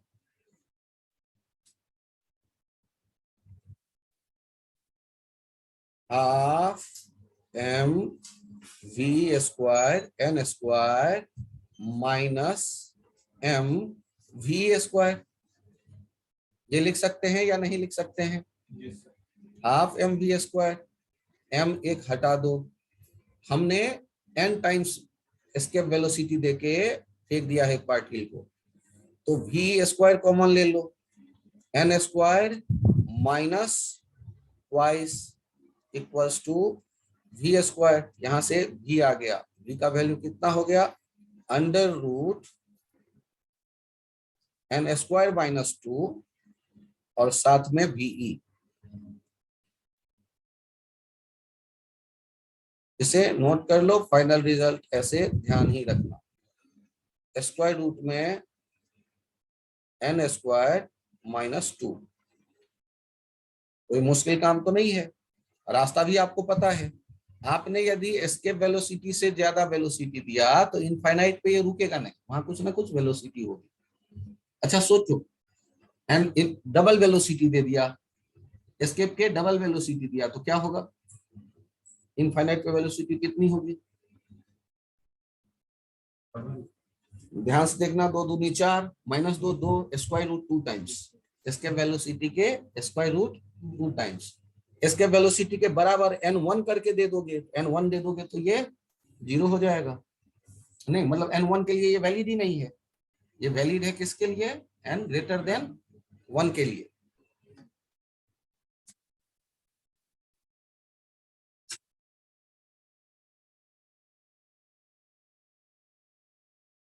ये पेज चेंज करो, यहां देखिए कंसेप्ट की ही तरह, नेक्स्ट आपने ये एस्केप वेलोसिटी इस डायरेक्शन में दिया तो क्या उम्मीद करते हो, तो भी जाएगा इनफाइनाइट तक, ये ध्यान रखिएगा, एक ही लाइन लिख दो। आप यदि ऐसे दे देते हो अर्थ से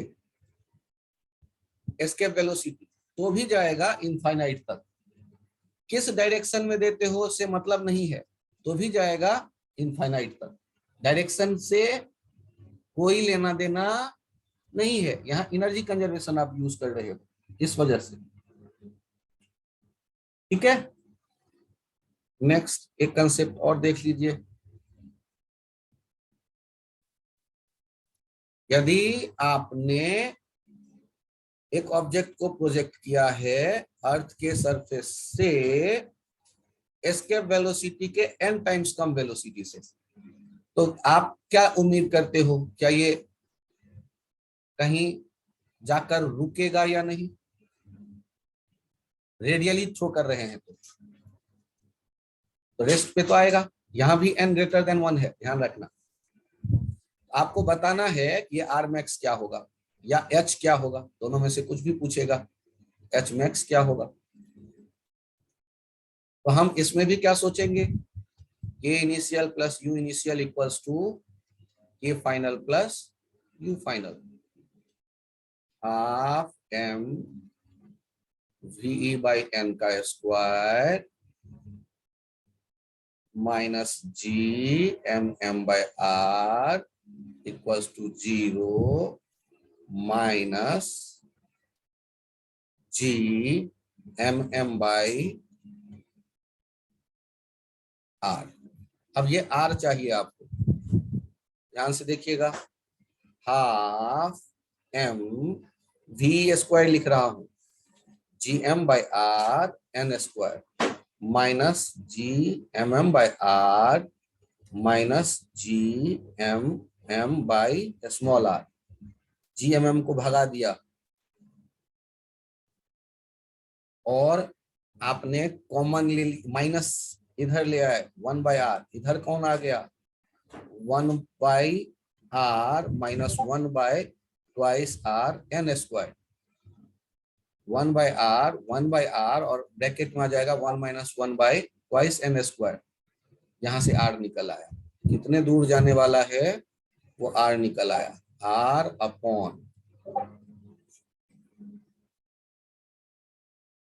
are upon 1 minus R upon 1 minus 1 by 2 N square. क्या ये लिख लिया?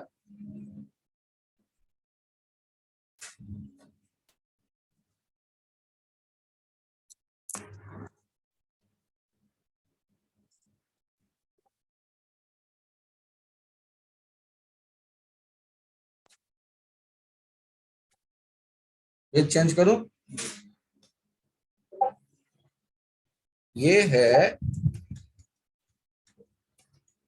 ग्रेविटेशनल एक्सेलरेशन जी। अर्थ के सरफेस के पास जो हम देख रहे होते हैं एक्सेलरेशन, उसे ग्रेविटेशनल एक्सेलरेशन कह देते हैं। ये मान लिया हमने अर्थ, रेडियस आर, मास एम, और इस सरफेस के पास कोई पार्टिकल हमने ड्रॉप किया, इस पे जो फोर्स लगेगा ये क्या लिख दोगे आप, G M by are square. Acceleration कितना हो जाएगा एफ बाई एम, इसे ही जी कह देते हैं, F by M, G M by are square upon M. तो ये आप देखने लगे G equals to G M by are square. ये जो है इनफैक्ट ग्रेविटेशनल फील्ड इंटेंसिटी भी इसे कह सकते हो, लेकिन इसके लिए खास टर्म स्मॉल जी यूज किया जा रहा है।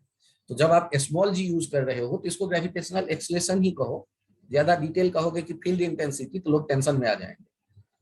इसको क्या कहेंगे, ग्रेविटेशनल एक्सेलरेशन, जिसका वैल्यू कितना हम लोग देख रहे हैं 9.8 मीटर पर सेकेंड स्क्वायर।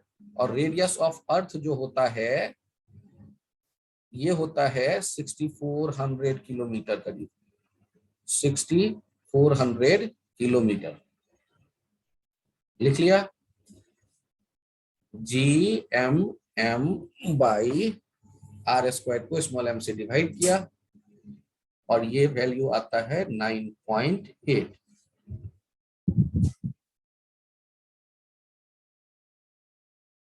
नेक्स्ट लिख लीजिए, effect of height on g. Effect of height on g, ये हो गया अर्थ। अर्थ के सर मास है m, radius r, distance h, यहां रख दिया पार्टिकल। इस पार्टिकल के ऊपर लगने वाला फोर्स हमने सोचा, इस पार्टिकल पे लगने वाला जो फोर्स सोचा वो कितना हो गया था, G M by are plus H का स्क्वायर। तो यहाँ पर जो जी डैश होगा वो क्या होगा, एफ बाई एम। ये हो गया G M by are plus H का स्क्वायर, आर आप कॉमन ले लेते हो, G M by are square 1 plus h by r का होल स्क्वायर। ये हो गया g upon 1 plus h by r का होल स्क्वायर। डब्बा बना लो याद करने के लिए, डब्बे में इसे डाल दो, g at height h, g dash at height h, height h, ये हो जाएगा g upon 1 plus h by r का स्क्वायर। और आप लोग एक अप्रोक्सीमेशन जानते हो, बाइनोमियल अप्रोक्सीमेशन, जब h far less than r हो, वो हो जाएगा g1 माइनस 2h/r। न्यूमरेटर में आ जाएगा पावर -2, बगल में आ जाएगा बाइनोमियल अप्रोक्सीमेशन से -2h/r। लेकिन ज्यादा यूज इसी का करना, ब्रैकेट के बाहर में जो है उसका बहुत बहुत कम यूज करना, कभी यूज करना या ना करना बेहतर है। जल्दी बताइए, आर हाइट पर कितना होगा रिंग के acceleration, gravitational acceleration R height पे, रेडियस के बराबर हाइट पे, g/2 का स्क्वायर, g/4। 2r हाइट पे कितना होगा कार्तिकेय, 2r हाइट पे कितना होगा, फॉर्मूला देखो। 3r हाइट पे कितना होगा, काम खत्म, रिंकित ओके, छपाई संपन्न। g इन डेप्थ d, ध्यान से देखिएगा, ये अर्थ तो था, अर्थ में आज हमने गड्ढा किया एक, इतना डी डेप्थ का, और उस अर्थ के भीतर ले जा करके रख दिया है ये ऑब्जेक्ट। ये है सेंटर, है कौन ये है अर्थ। अर्थ का मास है m, रेडियस है r, ये डिस्टेंस जो हो गया ये हो गया स्मॉल r, ये r-d। याद करो, याद करो, इस पे जो फोर्स लिखा करते थे, फोर्स कैसे लिखते थे, फोर्स लिखते थे m into gravitational acceleration, m into g m bye r cube into r। याद आया या नहीं याद आया, फोर्स याद आ गया, ये m bye r cube into r। अब आप m से डिवाइड कर दो, m से डिवाइड कर दोगे तो ये गया, अरे रे उधर काहे का कट गया, ये g/f/m, ये कितना आ गया, ये आ गया g डैश, g डैश कितना हो गया, gm/r², r/r। gm/r² का क्या करते हो, g लिख देते हो, और वो r को क्या लिखोगे, कैपिटल R-d/r। ये कितना आ गया g डैश, g डैश हो गया g ब्रैकेट में 1 - d/r। यदि फॉर्मूले में कहीं कोई कंफ्यूजन हो तो बता दो, यदि फॉर्मूले में कहीं कोई कंफ्यूजन हो तो बता दो, ओके।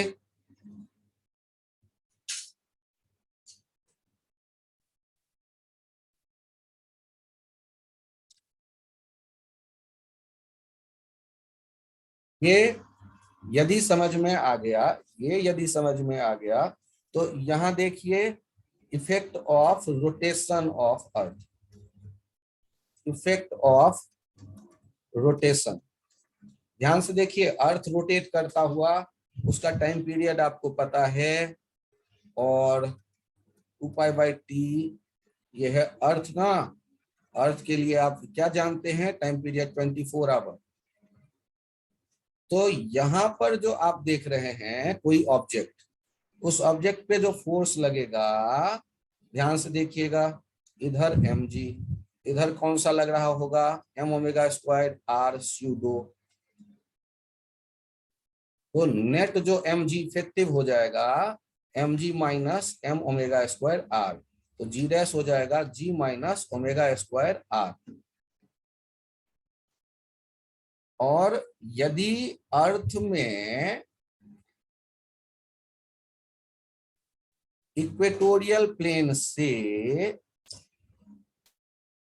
थीटा एंगल ऊपर चले आए, जिससे कहते हैं, तो यहां पर जब आप पार्टिकल रखोगे तो वहां जी डैश जो मिलेगा वो लिखोगे g minus ω² r cos² theta. ध्यान दे दो, सीधे फॉर्मूला लिखकर छोड़ दो। यदि घूम रहा हो अर्थ, तो इक्वेटोरियल प्लेन से थीटा एंगल पे ऊपर चले आए तो वहां जी का वैल्यू, जी डैश क्या हो जाएगा, g minus ω² r cos² theta. Theta 0 कर दो तो ये आ जाएगा, और थीटा 90 कर दो तो जी डैश जी हो जाएगा एट पोल, रोटेशन का कोई इफेक्ट नहीं दिखेगा यदि थीटा 90 कर दोगे तो पोल पे पहुंच जाओगे। थीटा 90 करोगे तो पोल पे स्यूडो सेंट्रीफ्यूगल फोर्स नहीं लगेगा। और यहां पर आप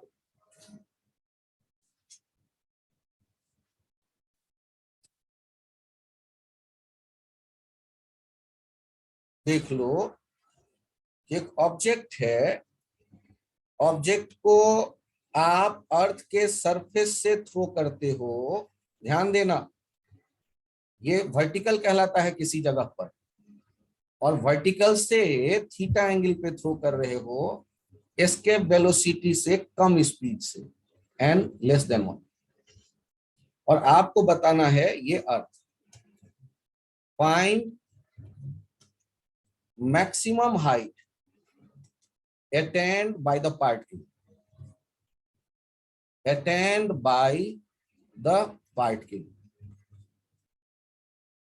ये है अर्थ m मास का हाइट और maximum distance from centre of the earth, maximum height या मैक्सिमम डिस्टेंस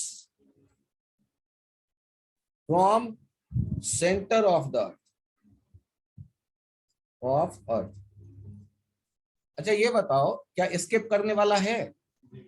नहीं ना, तो मैक्सिमम हाइट कहां तक जाए? अननोन कितने दिख रहे हैं? एन तो गिवन है, आप तो एन के बदले तुम एक काम कर लो ना, 2 कर दो, 3 कर दो, कहानी ही खत्म हो जाए, तुम्हारे लिए वो अननोन ना रहे। अब बताओ कि ये मैक्सिमम हाइट में अननोन क्या दिख रहा है आपको? थीटा भी मान लो दे दिया 30 डिग्री, आर के फॉर्म में आंसर आएगा। ध्यान से देखिए, मैक्सिमम हाइट पे क्या ये रेस्ट पे होगा? जब आप पहले थ्रो करते थे रेडियली आउटवर्ड तब तो रुकता था और वापस आता था, अभी क्या रेस्ट पे होगा? अभी ये रेस्ट पे नहीं होगा। तो ये मैक्सिमम हाइट, इसका सोचना बड़ा ट्रिकी है, ध्यान से देखिएगा। ये ऐसे जा रहा होगा ना, तो सेंटर से जब इसका दूरी बढ़ना बंद हो जाए, मतलब जब ये 90 डिग्री पे मूव कर रहा हो, उस समय जो ये डिस्टेंस होगा ना, ये हमसे पूछ रहा है, और उस समय ये जो स्पीड होगा ये मिनिमम स्पीड होगा, ये भी बता दो। तो इस तरह के क्वेश्चन में क्या क्या यूज करने वाले हैं हम लोग? ग्रेविटेशन के किसी भी क्वेश्चन में पहला यूज करेंगे कंजर्वेशन ऑफ एनर्जी सॉल्व करते वक्त।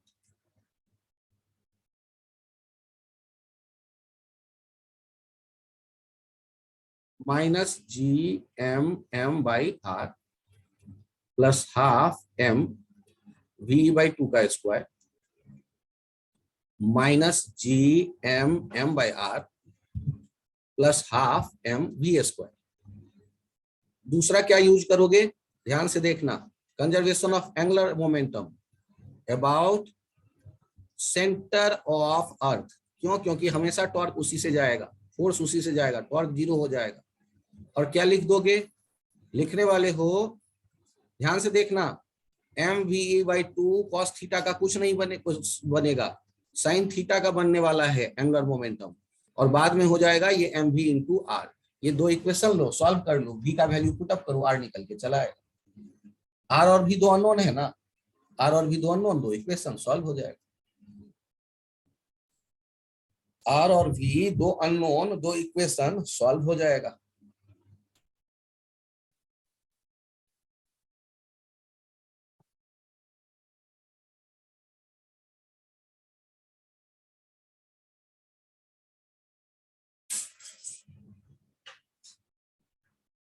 इनमें इक्वेशन कार्तिकेय क्या ये समझ में आ गया? रिंकेत, इक्वेशन, एक एनर्जी और दूसरा एंगुलर मोमेंटम कंजर्वेशन।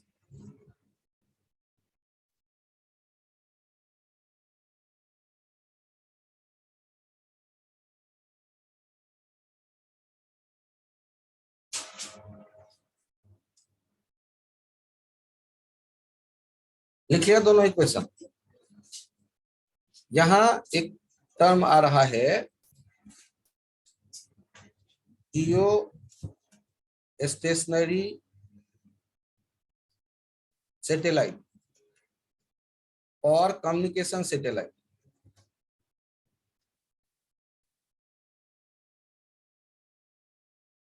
अच्छा, स्टेशनरी कौन दिखता है? स्टेशनरी जिसका स्पीड या तो आपके जैसा हो, ये अर्थ ही के जैसा हो। अर्थ के एंगुलर वेलोसिटी वेक्टर क्वांटिटी है या स्केलर? तो एंगुलर वेलोसिटी वेक्टर है, एक्सिस के अलॉन्ग उसका डायरेक्शन लेते हैं। तो जियो स्टेशनरी सैटेलाइट पे जो सैटेलाइट होगा वो सैटेलाइट इक्वेटोरियल प्लेन में होगा। इस ऑर्बिट को कहेंगे पार्किंग ऑर्बिट, क्योंकि इसमें जब कोई सैटेलाइट रख दोगे तो ये जो सैटेलाइट है, इस सैटेलाइट को आप घूमता देखो उसी ओमेगा से। क्या अर्थ के रिस्पेक्ट में ये रुका दिखेगा या नहीं? ओमेगा रिलेटिव क्या हो जाएगा? 0। इसीलिए स्टेशनरी सैटेलाइट।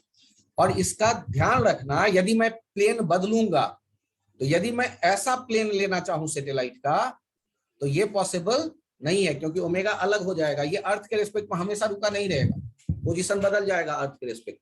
बात समझ भाई? तो इक्वेटोरियल प्लेन में ही ये रह सकता है। और कहानी क्या बनने वाला है, ये जो भी ये सैटेलाइट होगा, इसका भी टाइम पीरियड क्या होना चाहिए? अर्थ का टाइम पीरियड क्या है? 24 आवर। तो इसका भी सैटेलाइट का टाइम पीरियड क्या होगा? 24 आवर। एक चक्कर वो भी उतने ही में ही कंप्लीट कर लेगा, तभी तो स्टेशनरी। यदि वो 24 आवर से कम या ज्यादा लेगा तो स्टेशनरी हो ही नहीं सकता। किधर से किधर घूमेगा? वेस्ट से ईस्ट। किधर से किधर जाना होगा? क्योंकि अर्थ कैसे रोटेट करता है? वेस्ट से ईस्ट। सर आपको कैसे पता? सन किधर रोटेट करता है? East to west. तो अर्थ किधर घूम रहा होगा? वेस्ट से ईस्ट। तो सैटेलाइट किधर घूम रहा होगा? वेस्ट से ईस्ट। तो अब इस ऑर्बिट का जब आप रेडियस ढूंढ रहे हो तो क्या लिखने वाले हो? m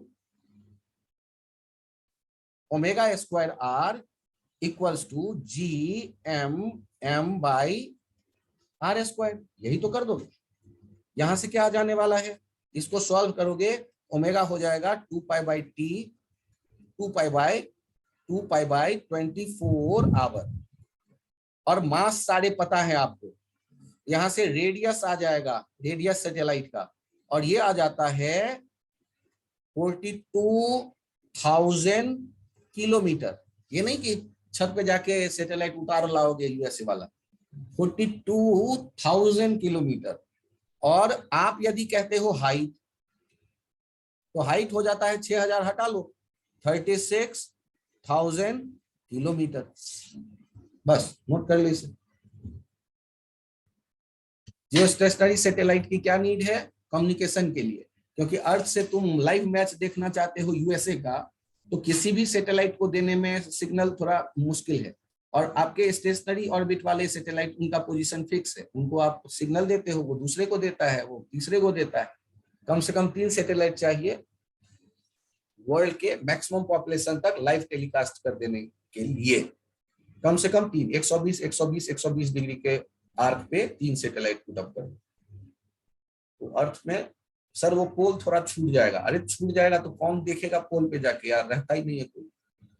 तो मैक्सिमम कवर हो जाएगा 120 डिग्री के 3 पार्किंग ऑर्बिट वाले सैटेलाइट से लाइव टेलीकास्ट।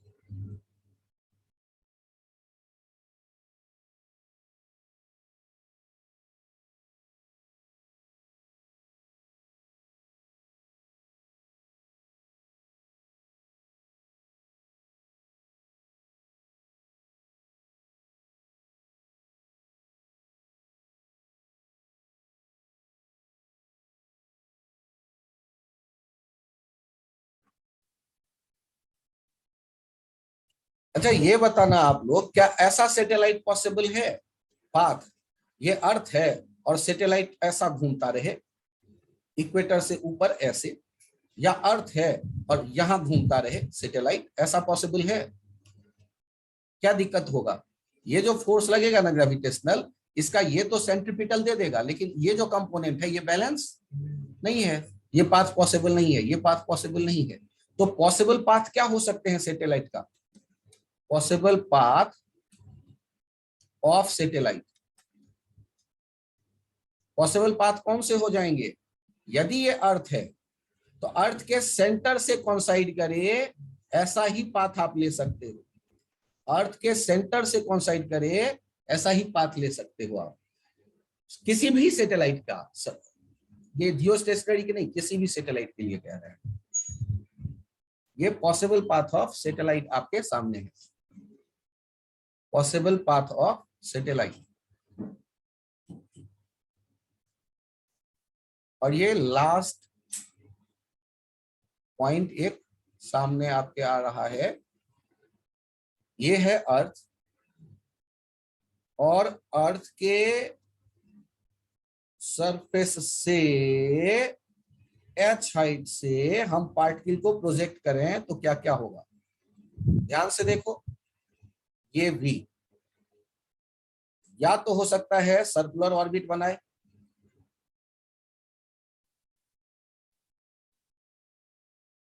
या हो सकता है कि ये एस्केप करे पैराबोला,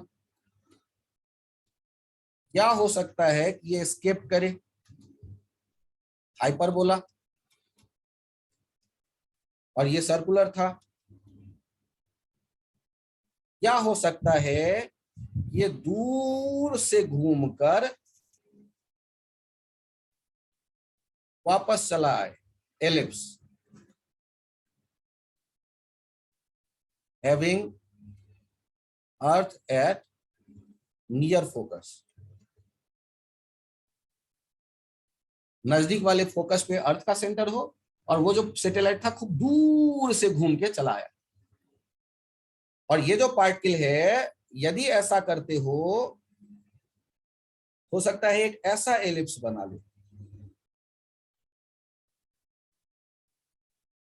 एलिप्स जिसके फार फोकस पे अर्थ हो, having earth at far focus. और या ये हो सकता है कि ये आकर के टकरा जाए, या ये हो सकता है कि आके टकरा जाए। ये चित्र एक बना लो और कुछ कंडीशंस ऐसे हैं जो सीधे सीधे आपको याद हो जाए। कुछ कंडीशंस ऐसे हैं जो सीधे सीधे आपको याद हो जाए। चलिए,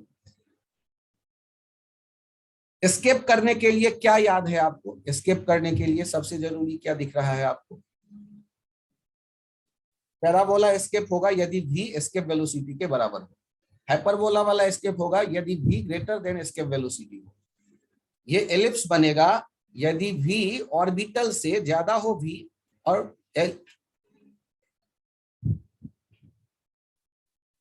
और एस्केप से कम हो। और ये सर्कुलर कब होगा? सर्कुलर के लिए तो v ऑर्बिटल वाला हो। और ये एलिप्स थोड़ा सा ट्रिकी है बाकी के लिए, ये इसके लिए लिमिटिंग डिराइव करना पड़ेगा। लेकिन अभी जो है, मान लो मैंने कहा यहां सर्कुलर से शुरू किया तो 1 2 3 4 5 तो क्लियर है। सर्कुलर के लिए v ऑर्बिटल, उससे ज्यादा हो एस्केप से कम हो तो एलिप्स। हाँ, और यदि आप कहते हो पैराबोला एलिप्स के बराबर और hyperbola v is greater then v escape, ये पांचों तो क्लियर है। और ये जो नजदीक जो फार फोकस वाला है, यहाँ पर v ये ट्रिकी है।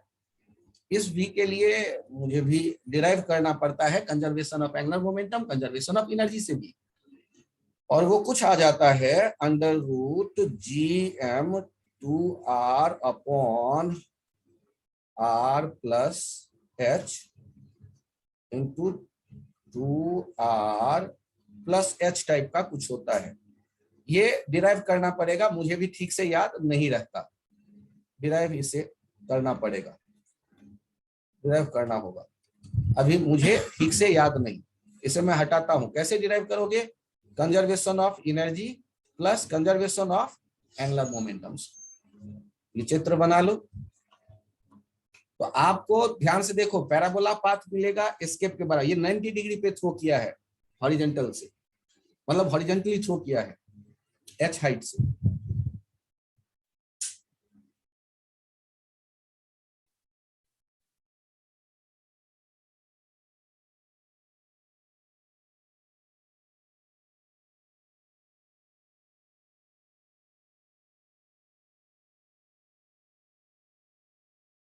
यहां देख लेते हैं एक बार, ये कैपिटल R करके देखो तो 2r प्लस h। एक बार h को 0 कर दो, h को 0 कर दोगे तो एलिप्स सर्किल में बदल जाना चाहिए। और एलिप्स सर्किल में बदलने के बाद वेलोसिटी हो जाएगा under root GM by R. हाँ, उसको जस्टिफाई कर रहा है, यही होगा under root GM 2r upon r plus H 2r plus H. H को जीरो करेंगे तो ये ऑर्बिटल में बदल जाएगा, सरफेस के आसपास घूमने वाला सरफेस। तो ग्रेविटेशन के ये सारे आइडियाज आप ध्यान रखें और अगले टर्न पे फिर न्यूमेरिकल्स की प्रैक्टिस करते हैं। अभी के लिए इतना ही। थैंक यू, बाय बाय, धैर्य से सुनने के लिए थैंक यू।